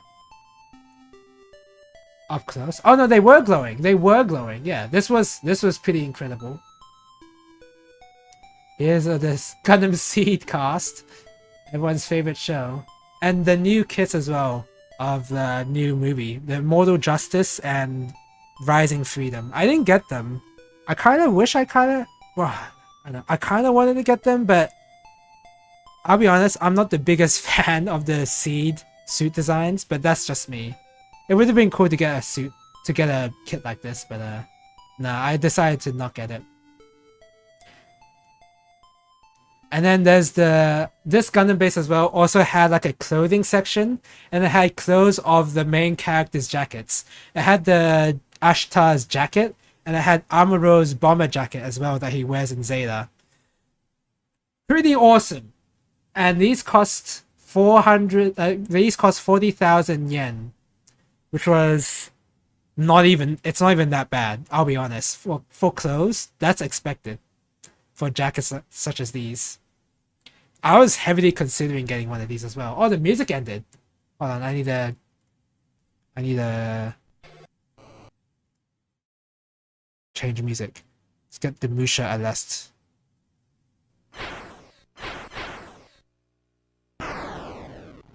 So yeah, that was pretty cool. They also have wallets like these, $200 wallets. Also, you heard the Sega Genesis new type flash sound. That's what that was. That was the Sega Genesis attempt of one, or Mega Drive, I should say, whatever. So yeah, the wallets like that. Shirts. Pretty cool looking shirts. I did eventually buy a Witch from Mercury shirt from this store. Yep, shirts on display. Here is, you know, I don't even like Gundam 00 that much. I wouldn't say I like that show too much, but for some reason, I like the Setsuna suits a lot. I don't know why. I couldn't explain to you why I like the Setsuna suits, but I just do. I have, for example, I have MG 7 Sword G. I've got Avalanche Exia MG. I got MG Exia. I got RG Quanta. I got a freaking SD Exia for some reason. And I have an unbuilt Perfect Grade 7 Sword G. I have a PG 7 Sword G. That's not been built yet. I don't know where this obsession over the Setsuna suits comes from, but I just have it. Yeah, I have two 7 swords. I got MG and I got a Perfect Grade. I don't know. I just like Setsuna suits. I even painted an MG Bowl version car in the Setsuna suit color scheme. I'll show it right here. Am I logged in? Yeah, I am logged in. I have an Instagram, by the way. Here, I have this in a Setsuna color scheme. Oops. There you go. So, I don't know what it is about this guy's suits, but I'm a big fan. These are so 2001. Yeah, I think these are older. These would be older kits. This one's 7 Sword. This one is of Riser. I don't have Exa and Riser. I think my least favorite Setsuna suit is the Riser. I don't have a single 00 Riser, which is surprising. But I think the Riser, the reason why I don't like the Riser is because of the backpack. The backpack is what I have issue with. But yeah, pretty cool. They have these sorts of kits on display. They've got these kind of SD Gundams. That's okay. Those are accidental photos. Don't mind that. There's Gundam-based limited stuff. Yeah, I didn't pick these ones because I knew that I would want to paint these kits because I like painting them. Even if I don't paint them, like I still want to have the option to, and I feel like if I get like these specific color schemes, then I would not have that option anymore, which is why I didn't get like the Gundam-based limited stuff. Yeah, Gundam Seed stuff. I'm going through these pretty fast. Yeah, I'm sorry, but yeah, I took a particular photo of everyone's favorite character, Mia Campbell.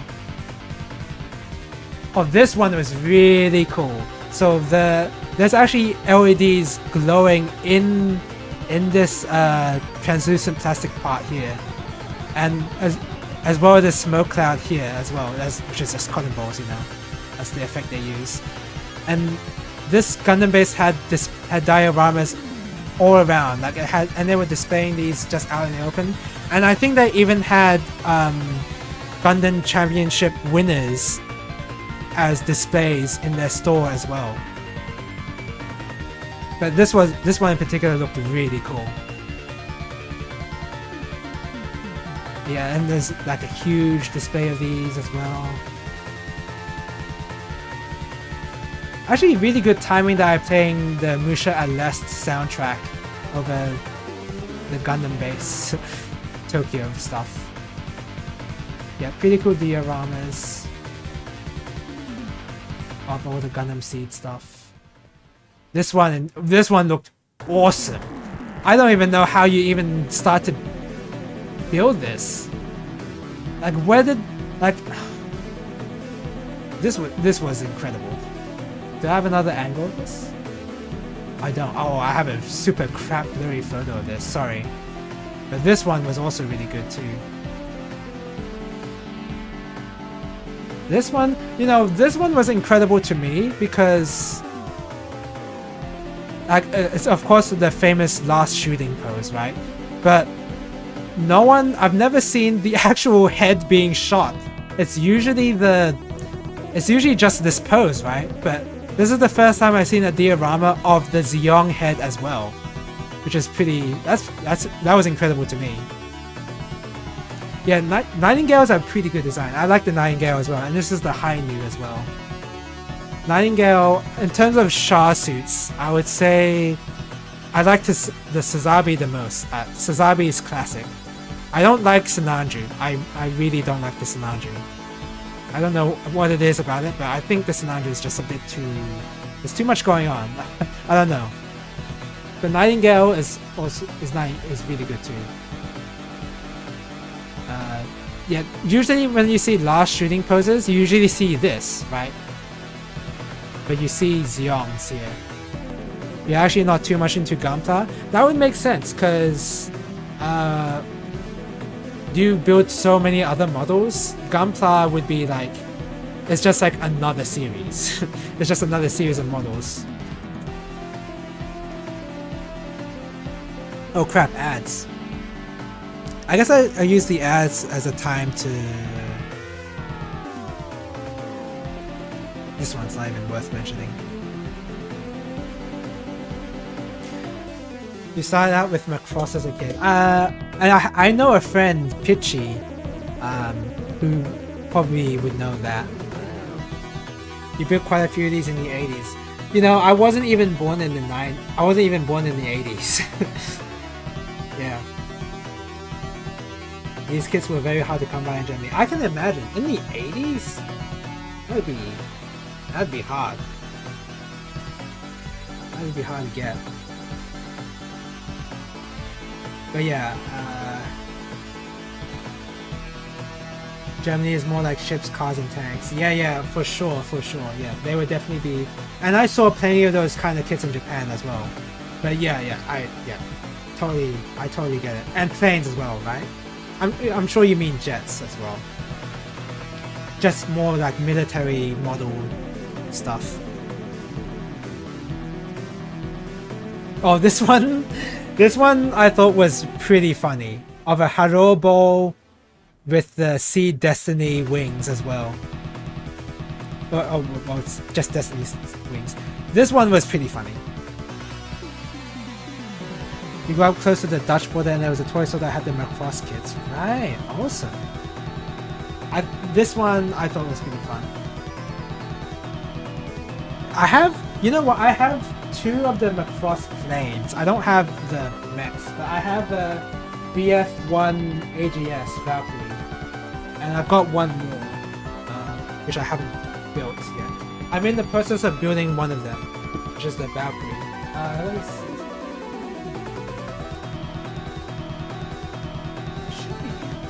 Oh, the YF21. The YF21. I have. It's that one. It's a plane. Macross Monster Kit. Macross Monster Kit. Oh, they have monsters, right? I haven't seen any of Macross. Macross is on the watch list. I gotta eventually watch those. This one, do I have a close-up of it? I don't have a close-up of it. But this one, this is the under 14. This is an under 14 diorama of a championship entry. And this one is like, if you read the comment here, I really liked the Gamta I made for the first time in after school class, and I liked that moment the most because I was absorbed in assembling it. I made that moment into my work. So this one, I liked. This one is pretty cool. Which I kept for when you have the skills. Oh yeah, I know what you mean. I have the Turn A MG kit just for when I have the skills. Oh, holy crap, this looks cool. Oh, Oh my god, this is... I really like this. Oh, that is... Because I'm a big fan of Front Mission. The Front Mission ones is. And this is reminding me of one of them, man. This is awesome. Oh my god, this is... I can't get over how amazing this is. It looks so different to Gundam. Yeah, yeah. Oh, I like this a lot. Oh, okay. Yeah. And this one is one of the champions as well. Let's see if I can read the comment. Dragon horses are by Manuel Mancor, a mighty mythical creature. You have to see these in person because my photos suck. I was really bad at taking photos of these. But yeah, these championship winners, awesome. This one as well. This one is awesome. Oh, how do you even get the scratches on? Jet bike. Yeah, yeah. Oh, this is the Psycho Gundam. Oh, how did you... Oh, this is like a soldering iron. You like cut out a piece of it and then you just solder iron through that. Soldering iron scratches. Yeah, this one for sure. I was wondering about these ones here. But no, these are soldering irons as well. This one definitely is. Which reminds me, I need to buy a soldering iron. And that's not to say I don't have one, but the soldering iron that I have is pretty crap. So I need to buy like a genuinely good one. Yeah, these ones are also soldering iron scratches. Yeah, pretty awesome. Oh, this one too was amazing. Because there was just like so much going on, like I didn't even know what was happening. But it looked awesome. Because that's a head right there, and then, but there was like another suit in there, and this is another suit. Yeah. Thank you for these photos. Yeah, no problem. I had to share these, man. All of these were incredible. This one is oh, that reminds me. In my trip to Japan, when there was some downtime and I was on my phone, I did see some videos of people making these models, and it wasn't of this kit specifically, but it was like another one of like a broken down gunpla on the rocks in some water, and I actually saw how they made this mold or whatever. But yeah, I've seen the particular technique of how they made this, and seeing it like the next day after, I want to say, in the Gundam base store was incredible. You once saw a documentation about these gunpla builders in Japan. Yeah, these guys are crazy. I want to be as do I want to be as crazy as them? It takes a lot of time to be as crazy as them. But I am on the like in terms of my interest level of like getting on the level of these modeling on modeling. It's definitely, or I am definitely considering trying to make my own resin molds. There are special workshops where they have their small area to go and make clips for YouTube and stuff. Yeah, exactly. It's pretty incredible. But yeah, my interest level is I want to make my own damn molds and glue them onto my kits. Like that's my interest level, and that's really high already. But that's far in the future. At the moment, painting, I'm pretty happy painting my kits and building them. Maybe you need a 3D printer? Yeah, I'm considering maybe a 3D printer. Maybe for when I'm a bit richer. Maybe for when I'm a bit more, have a bit more money. But this is second place as well. This is incredible second place. Or maybe that one was second place, I'm not sure. I think 3D printing is even better today than making molds. I think you might be right on that. I think in terms of like the shape, definitely. But if you're looking for like specific resin molds where you want it translucent or whatever, I don't know if 3D printing. I don't think 3D printing can do it I don't think 3D printing can do that well. Printers are getting better and cheaper all the time. Yeah, I remember when 3D printers were so expensive back in the day. Like, I want to say like 2010s. 2010s is probably when I started to notice 3D printers, I want to say.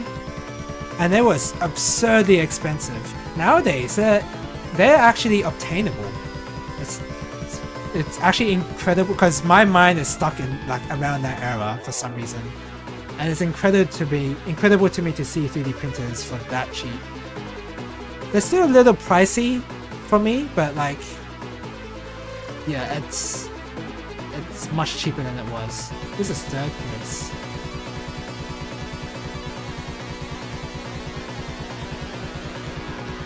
I really did not like these clear color kits, so I didn't get any of them.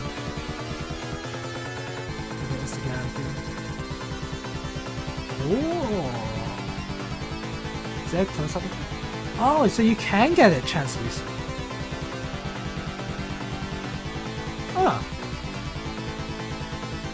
Damn, that's really good. Yeah, you see the translucent green lesson that printed in. Damn. So, okay, I liked it, but I didn't mean to like it, but I liked it. In fact, where was your previous? Where was your Star Wars? Here it is. I like that one. I'm not big on the. I'm not a big social media guy, so I often forget to do that. Ah, that's incredible. Maybe I need to research 3D printers now. Yeah, I think I'm gonna do that. I'm gonna research 3D printers, see what I can get, because I haven't done any research whatsoever. Alright. Yeah. Oh yeah, this one cool. I like this Zaku diorama as well. I like the weathering that they did on the Zaku. Leaving like, yeah.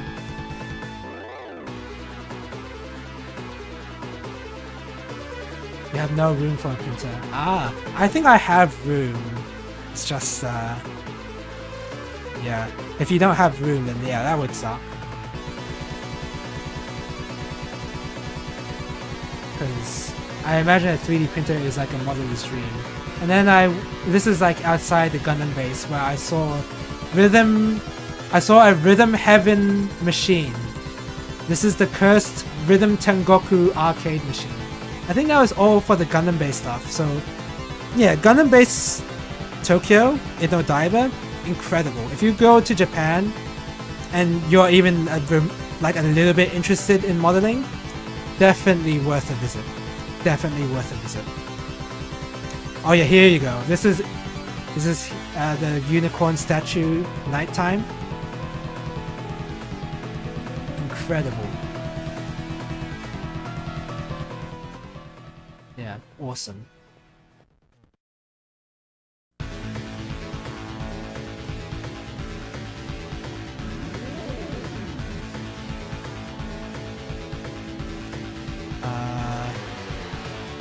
We're about to be finished actually with Tokyo. Oh, am I? Ah, okay. We're kind of about to be finished with Tokyo, so I don't know. We'll see. So I went to the square. So yeah, that was all the Gundam based stuff in Odaiba, and then I went and bought. So I bought this bag right here, and I'll bring it to locals later. But I like The World Ends With You enough that I bought one of these. This is the Square Enix cafe / store, so that was pretty fun. And then here's Biggs the Cat right here. Everyone's Biggs the Cat? That's a Sonic character. Wait, this is Cat Shi from Final Fantasy VII. This is Tonberry. I was considering the Tonberry, but I wasn't big onto buying a lot of plushies, so I didn't get it. Maybe I should have gotten it. Looks like a chicken. Yeah, kind of does. The Chi. Wait, where's it? Oh, I'm sorry. Oh yeah, this is to show more close-ups of what I bought. I got one of these. I didn't have this particular Weathering Master set, so I got one of these. And I got... So, it's funny that I didn't get a lot of the Gundam stuff. But instead I got the Haro stuff. The Haro fitter and the the mobile Haro. Because these are, in my opinion, the Haros are very paintable. Because they're all round shapes and, you know, like these are perfect base kits to paint, I think. In my opinion. I haven't built them yet, obviously, but like, this is like perfect for me, I guess. For what I want to do with them. So I got these in particular. And then I got an aerial. I also got this actually. And this is more for kit bashing. Because I don't have the 30-minute mission kit models anymore. All of them have been ruined by painting. Besides, it looks so funny. Yeah, the Haros do look funny. But I was mostly interested in these parts here, because I could paint these and attach them to existing kits. These ones were like, I thought that was pretty cool. So I got that. And I got Ariel, and this is a shirt I thought was pretty cute.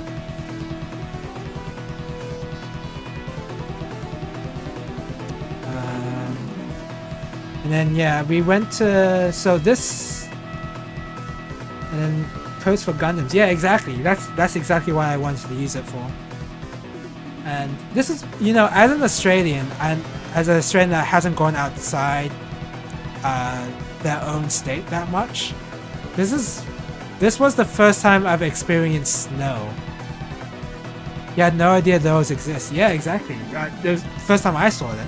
So I was like, yeah, I'm getting that, because yeah, I thought that would be cool to glue some of them on my kits. So yeah, this is the first time I've experienced snow ever. So pretty awesome experience to me. I was in the middle. There was heavy snow as well when I was outside in Akihabara. That was... It was miserable, but it could have been a lot worse for me, because I was in 3 layers. I was very well covered. I had hiking shoes, so my shoes were not, even if my shoes got wet, my socks weren't getting wet. I was well prepared for the snow. Now you see why Gundam League Coast. Yeah, now I definitely see them. So this particular area was the Harry Potter. This was the Harry Potter studio tour. Now I'm not the biggest fan of Harry Potter, but I've watched the movies basically. I've watched the movies, and I thought I liked the movies well enough. But I thought this studio tour was pretty good, and for basically a different reason than most Harry Potter fans, because the one thing I was most interested in with the studio tour was the prop building. So I took close-ups of because I was trying to identify what material this was of this particular roof tiling of this prototype. Because I'm very interested in, because whenever I go to a tourist area, like a typical tourist area where some cardboard, I think it's cardboard, but with these notches here, like, I think it's plastic card. Yeah, plastic card is what I thought it would be, yeah. Because when I go to a touristy area, I'm not so interested at looking at it. I'm more interested in how something was built. And in terms of the studio tour, it more than delivered, in my opinion, because it actually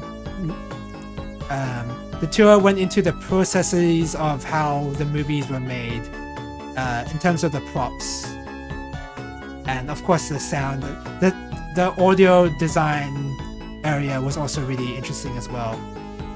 This one as well, I took a close-up of that because I was wondering how... Because I was trying to take note of what exactly they did to make it look like a wooden... wall. And I think what they did was use popsicles for this, right? I think they used popsicles, or just like bits of plywood, maybe. Good thought, great for research, yeah. So I took close up of these.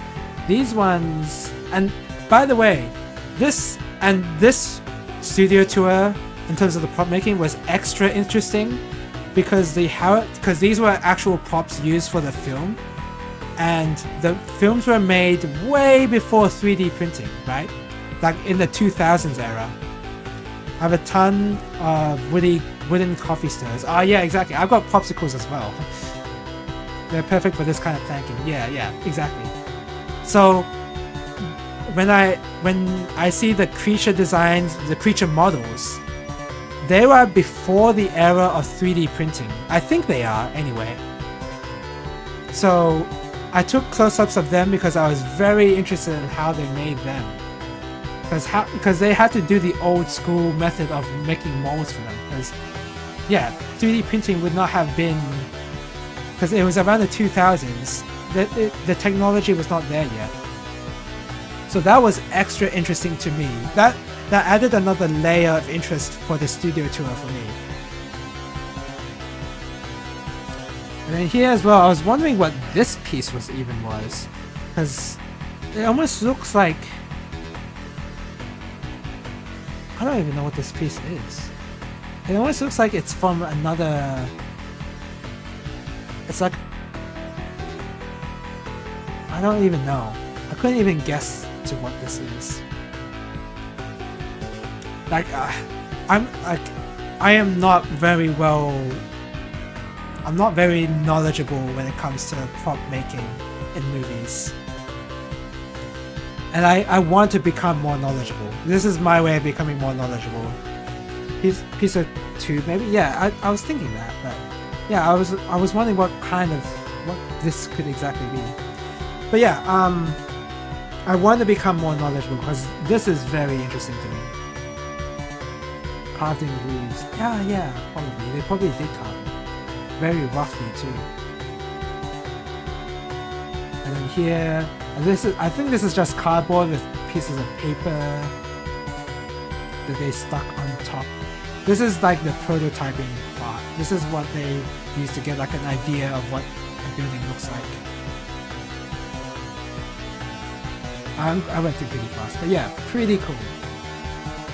You can literally make everything out of everything. Yeah, you really can, and I am constantly impressed by the way they can do that. Yeah, I took because this one was behind glass, so I couldn't get any closer.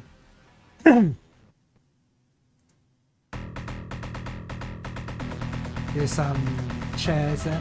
Oh yeah, I guess I took a close-up of these because I was wondering how they made this. These look like matchsticks. This one in particular looks like matchsticks. These are like popsicles. The Great Hall? Yeah, this is the Great Hall. Prior to... It is the Great Hall. If you're... Look, I'm not big onto Harry Potter lore. I'm not going to be able to figure out... I won't be able to tell you what some of these places are. And I took photos of the comments as well. Lipstick camera. White card models, yeah. I took photos of the comments, of course, because I wanted to know how they were made. I think I took a... Where did I take a close-up of this? Because I think I took a close-up because this was one tile, right? This was a tile of cardboard or something, right? And that's how they achieved like a brick-like effect. We recently saw a video of a Great Hall model build with the flying candles. Wow, a model build? They built the Great Hall? Wow, that must have been... I'm constantly impressed by anyone making a build on it. And also videoing videotaping themselves making a build of something. Because that's an extra effort into what's already a grand effort to build these kits. Or builds, I should say. There's this cardboard which is a sandwich for cardboard and a foam core. Right, there's different materials as well. I wanna, yeah. Oh yeah, this is a close-up of one of the broomsticks as well. So you can see it says aircraft-grade titanium holes, strong enough to withstand the forces of filming. And it was carved from real wood. It was covered in skins molded from the bark of real trees. And I took a photo of that pit in particular. So I took close-ups of the broomsticks in question, and this one in particular. This is the firebolt that Harry gets later. Well, no, it's not. It's the Nimbus 2000. This is the firebolt, I think. I took a close-up of how they achieved the quick effect here. And took another photo of the broomsticks. And basically anything prop related I took a photo of. The Tri-Wizard Cup thing. I thought this was incredible. Yeah, we'll fast forward. We'll go through the more interesting stuff now. Because yeah, I took a lot of photos of a lot of inanimate objects. Oh yeah, this one as well. This one's interesting. This is not in order, unfortunately. The OneDrive messed up the order of the photos. So I took photos of different joints of wood stuff, steel pipe fittings, rusted metal, marble effects, which I've learned how to achieve this kind of effect thanks to Frosted Snow on YouTube. Frosted Snow has like a tutorial on making a marbling effect on your gunpla. So I learned how to do this. But what I didn't know is that they actually hand painted this black part here on the marble. I did not know that was a thing. And then they glaze it and lacquered it. So yeah, this was pretty cool. Scenic painting. I mean, I knew that was, yeah, I know about that sort of thing. Paint stuff. Yeah, this is painted. This is all painted, so that was incredible to me. You painted black marble onto base. I haven't done any marble painting yet, but I would like to try at least once. There's wood aging. Yeah, all this stuff is super interesting to me. I don't even care about the Harry Potter lore, but the making of the props, that's where it's at. Mold process. Actually, not too complicated once you know how it's done. Right, okay. And then like the big thing about modeling is that you just gotta try it. I'm still new to kind of the painting process, that I'm kind of afraid to try and make mistakes, but you just have to do that. I have to like teach myself that it's okay to do that, because I'm afraid of like wasting a kit. I still have that feeling, you know, but you have to get rid of that feeling somehow. But the only way to improve is to keep doing it. They are part of the process. Exactly. I just have to keep that in mind. Yeah, these are not taken. Sketching is also a thing I'm sort of interested in. I want to get good at sketching. There's a lot of things artistically I want to get good at. You get yourself some cheap kits for practicing. Oh yeah, I did. Oh, don't you worry. I got some cheap kits for practicing. But yeah. I'm still afraid when I want to do like full paint process on a kit that I already have built.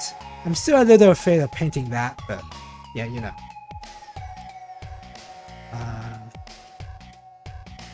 Feature shop.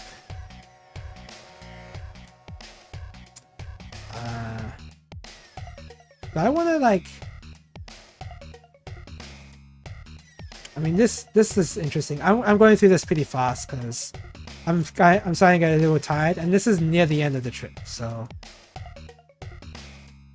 Oh yeah, and also that was the end of the Harry Potter trip, by the way. Yeah, there were a lot more stuff like they went into the audio process of how the audio design process, and that was super interesting because I sort of care about audio stuff. I mean, I'm not an audiophile, but I am interested in how things do sound in the film.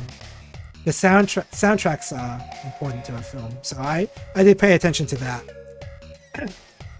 So after the Harry Potter trip, I went to the Nakano Broadway, which is like another sort of otaku type area as well. I also have a bunch of stuff. Alright, I'm gonna vet these pictures real quick because there's a chance I may have taken an inappropriate, like a picture that may be inappropriate. Okay, no.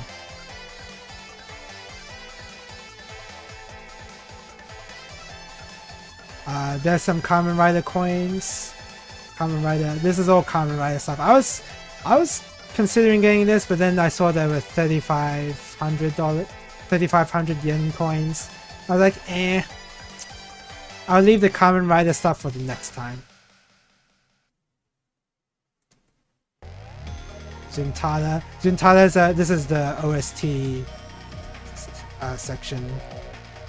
I picked this one up because it says Daddy Mulk, and this is not like, this is a totally innocent title, by the way, because this is for a game called the Ninja Warriors. It's a soundtrack, and there is a character called Mulk, and he is your father figure.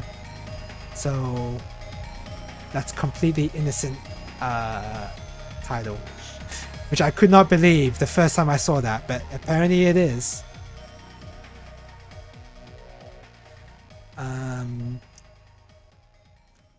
And then I went to Shibuya, and I went to the Shibuya Sky.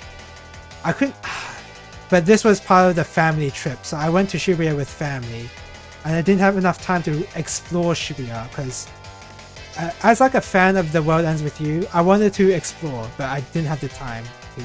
There's too much to do in Japan. So yeah, this is Shibuya Sky. You get an overhead view of Shibuya, which is pretty incredible.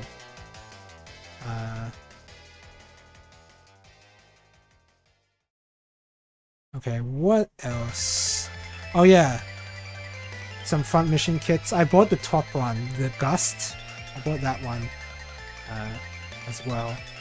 I wanted to buy all of these, but I couldn't. I knew that I couldn't. I'm a big fan of front mission in general. Where else?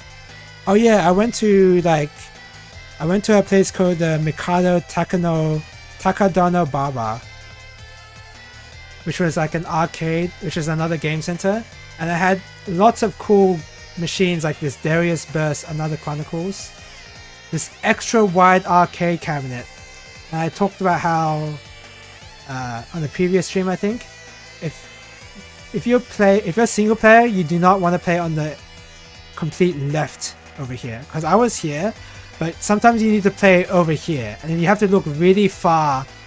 You're really far from looking over here and where you're seated if you play on this one. So you need to be in the middle areas, which I didn't know at the time, and that was kind of rough for me. Oops.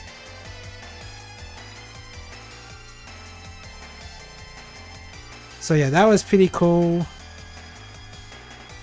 Oh yeah, speaking of Macross, there was a Macross shmup. I need to ask Pitchy about this because I never knew there was a Macross shmup before. I'm gonna show Pitchy a photo of this and see what he tells me about it.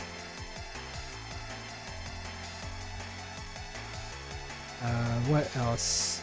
Yeah, now the rest of the photos are basically just arcade stuff. We're almost done. You know what? I'm gonna order some pizza because I'm pretty hungry and we're nearing the end.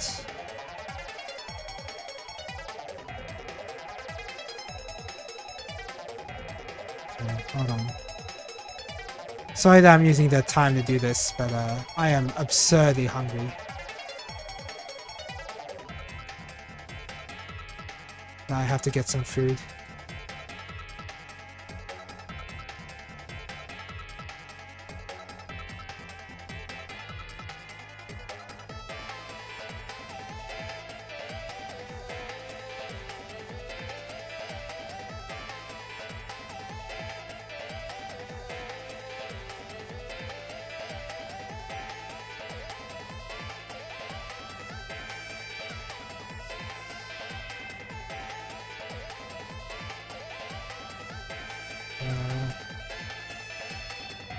Oh, I was gonna show what I was gonna order on Uber, but it's showing my address, so maybe not.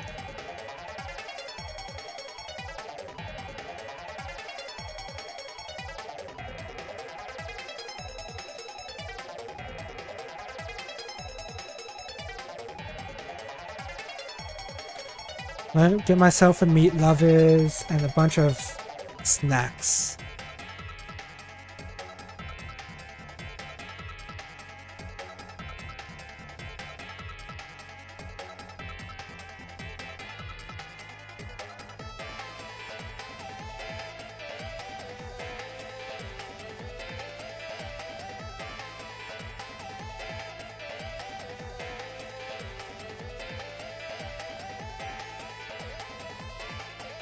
I feel like some fries, why not?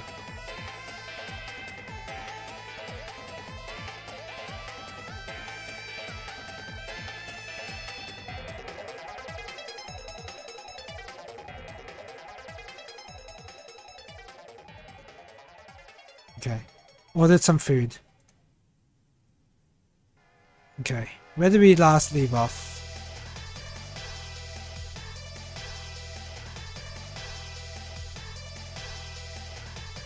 Am I in danger of doxing anybody?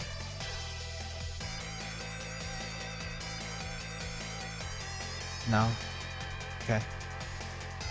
So now I can just like scroll past now. So yeah, there's a Macross map. This is Mikado Takadano Baba. Another Macross map. Feel a little hunger coming up myself. Yeah, all of us are hungry. There's magical drop. It's 12:30, really? 12:30? It's currently 10:03 right now. 10 p.m. I didn't play any magical drop. Maybe I should have. What was this one? I don't even know. Oh, it's Truxton again. Yeah, it's Truxton. A bunch of shmups. Strikers 1999. Beat 'em ups are here too. You're modifying when you're desk painting last night now. Oh, what kind of modification are you doing, if you don't mind me asking? There's Bat Rider B version. I'm gonna ask Pitchy about that. B version? What does that mean? And then there's Garega, of course. I played on this machine as well, but it doesn't have... This Garega is messed up because you need to fully reset the game every time you go for a run in this game. It's messed up. But there's no reset button here. In Kyoto there was a reset button, but there wasn't here. You put in a new switch right at the top where the cable enters the LAN bell. Oh, is the switch like... So does that mean that the old switch isn't in a really inconvenient spot, like on the base of the lamp or something?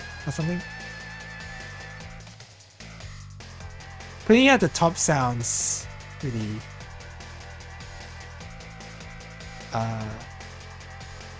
sounds pretty like a good idea.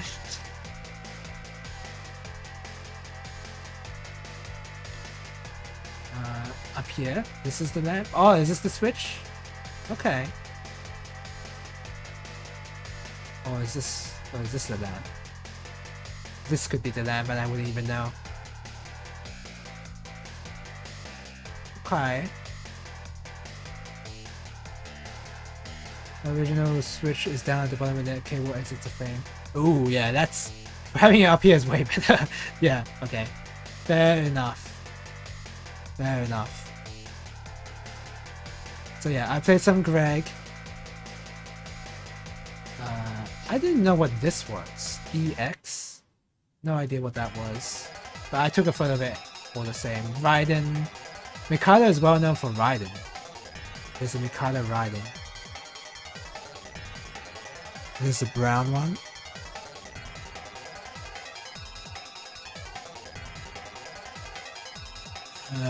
The brown one. Oh yeah, okay, yeah. Sorry, it doesn't look. You know, I know what you. It doesn't look brown here, but you can just barely see that it is supposed to be brown.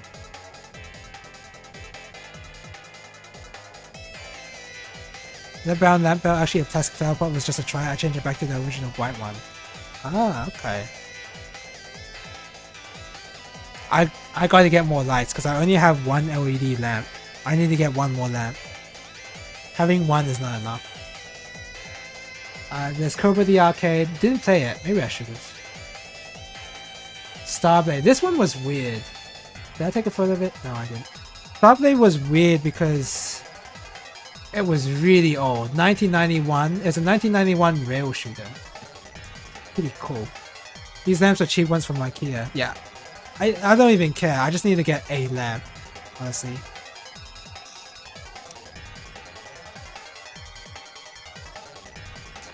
$6,500K daylight LED bulbs. Is that the...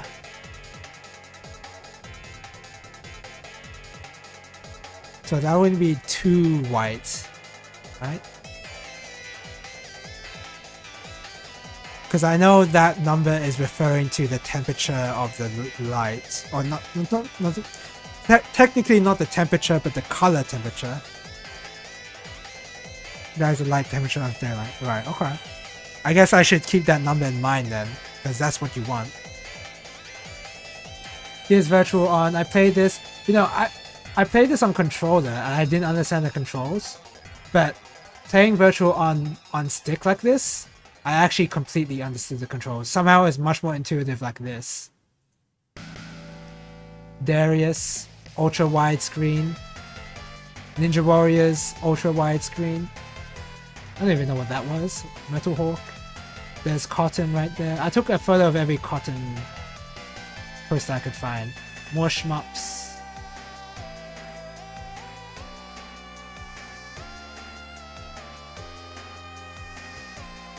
Here is Baruki 1. In my local area, we have a games meetup, and Baruki 1 is particularly well known in my locals. Some of us do play it.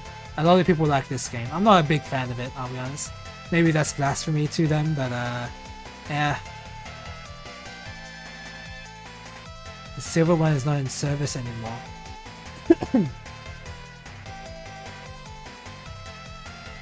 Is this another Darius? Oh, this is Darius G. I like this Darius. This is ESP Garuda 2. Ketsui.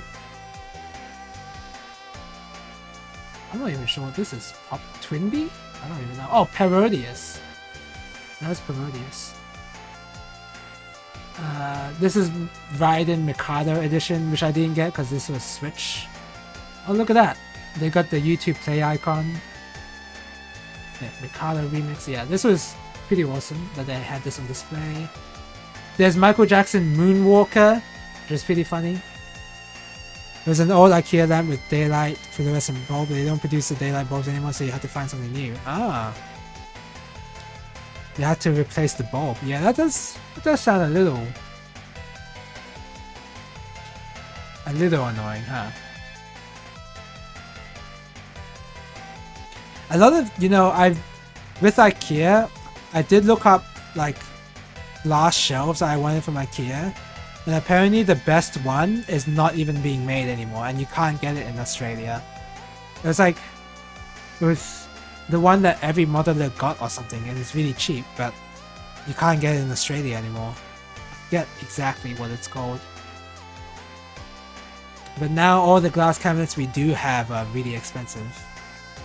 There's Area 88, UN Squadron. There's the F-Zero car racing game, which is pretty awesome. Elevator action. My voice is going. I'm starting to get really tired, so I want to speed this up. Sengoku 3, I think this was. I like Sengoku 3 a lot. Sengoku 3 is a lot of fun. Last Resort. Had to replace the whole lamp. These new IKEA ones, which cost around 15 euros, are perfect. Only this switch has to be moved up. Right, okay.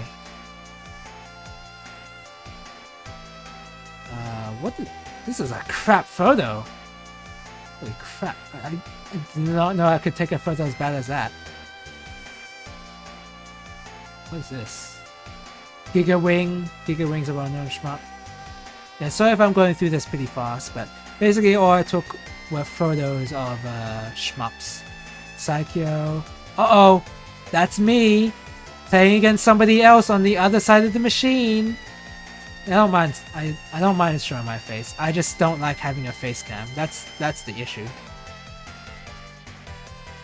In the models you bought, there was this fighter model kit. Oh yeah, it was the Ray Force shmup. That is not. I did not find that in any arcade actually, which was a little sad. But ah well. But the Darius, one of the Darius kits was definitely. Yeah, I saw a Darius kit, which was incredible. I took photos of Balan Wonderworld because it's one of the worst games, and that costed only 500 yen, which is pretty funny.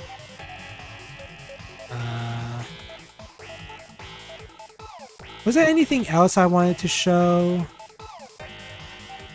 Nah, not really. Oh yeah, I guess I can show this. Valentine Festival. I saw this as like a poster in one of the arcades, as a calendar. I thought this was pretty cool. Various scenes of the Gundam girls. It's too bad I'm not a huge fan of any of them. I like the shmup fighter model kits. There are quite a few. Yeah. The Ikaruga one I thought was really cool looking as well. I didn't find that one, but yeah, that one looks really cool.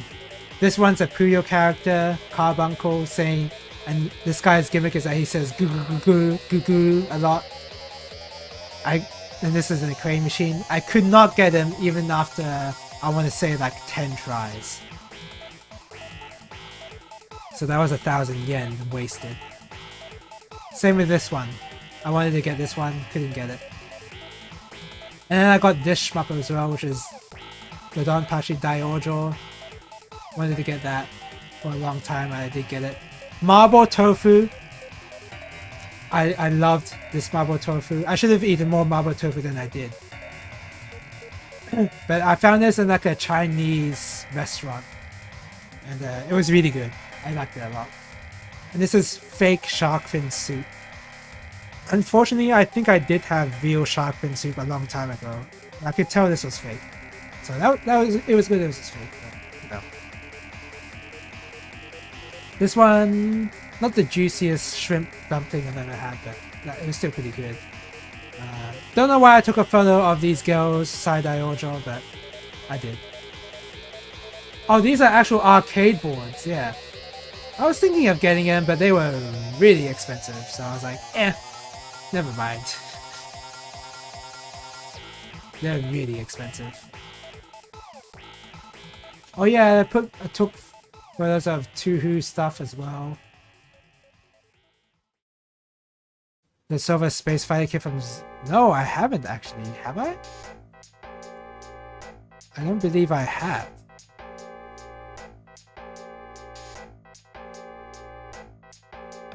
Oh, looks really cool though. It looks really cool. I like it.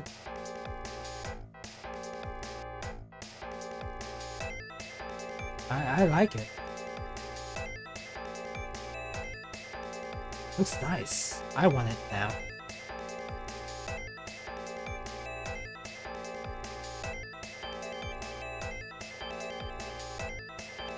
Is that even the kit that you were even talking about? Oh yeah, I think it was. To an extent. Maybe not specifically the plastic model kit, but... Oh no, it wasn't. Yeah, the plastic model kit, yeah. So yeah, 2 Who stuff. 2 Who stuff. I was thinking of picking up a game, but I decided against it because I knew I wouldn't be able to play it. Or not, no, I can play it, but I would just download it instead. There's some really cool looking figures. I'm not big into figures, but I can appreciate how cool these look. These were amazing. Sorry for showing you new stuff. No, that's okay. I want to see all those models. There's some Fumos. There is the legend, the legendary meme, the Yukari. I love Yukari so much. I can't even tell you why. I just love him. Queen of Battlers. I showed this picture to my friend just to let him know that this was a thing. There's cotton, more shmups. Yeah, so we're nearing the end, I think. The most expensive Balan Wonderworld. I think that was the end, actually. Yep. The most expensive Balan Wonderworld disc. 5,800 yen coins for this one PS4 copy. When before I showed you a copy that was only 500 yen. So yeah, this was massively overpriced. Yeah, I think that was the end. That's all I really wanted to show. So I'll just show overall what I bought. With this is now the end of everything. I also bought the little armory stuff as well. I think next stream, which will be on the Saturday, I will show on the camera what I got, because this photo isn't enough to show what I have, but this is basically everything I got from Japan. I got myself some taiko drumsticks, I got a shfio, I got a bomb hat, and I got everything in this bag right here, which is all the modeling stuff that I put in this bag here, as well as some God Hand sanding sponges again, some soundtracks as well. You need an unboxing of the kits. That's going to be a lot of unboxing. But yeah, on Saturday, I'll actually showcase everything on camera what I got. This one I've already built, by the way, 7 Soji. This is not even the perfect grey one. This is the MG. This is another box I have to store scrap parts, by the way. That's just all that is. This is not even part of it. But yeah, that's going to be happening on Saturday. But wow, I am talking about that Japan trip was very tiring. But yeah, that was basically it for my entire trip. A lot of fun. I'm definitely going to come again. And I'm gonna, instead of having like the guided tour that we had with the family, I'm gonna plan it exclusively for like what I want to do. And yeah, even though it was a guided tour, this trip was awesome. It was amazing. There was some annoying parts, but like still. Anyway, yeah, that's it for today's stream. I'm gonna enjoy my pizza. I'm gonna enjoy my water as well. I'm definitely needing some water. And yeah, hopefully I'll see you later. Tomorrow there won't be a stream. It'll be on the Saturday that I'll stream next. Alright, thank you guys for watching. And hopefully I'll see you guys later. Bye bye. Hopefully you all enjoyed this recount I had of this trip. Yeah, thank you for checking out my stream as well, Real Brush Guy. Thanks. Bye bye.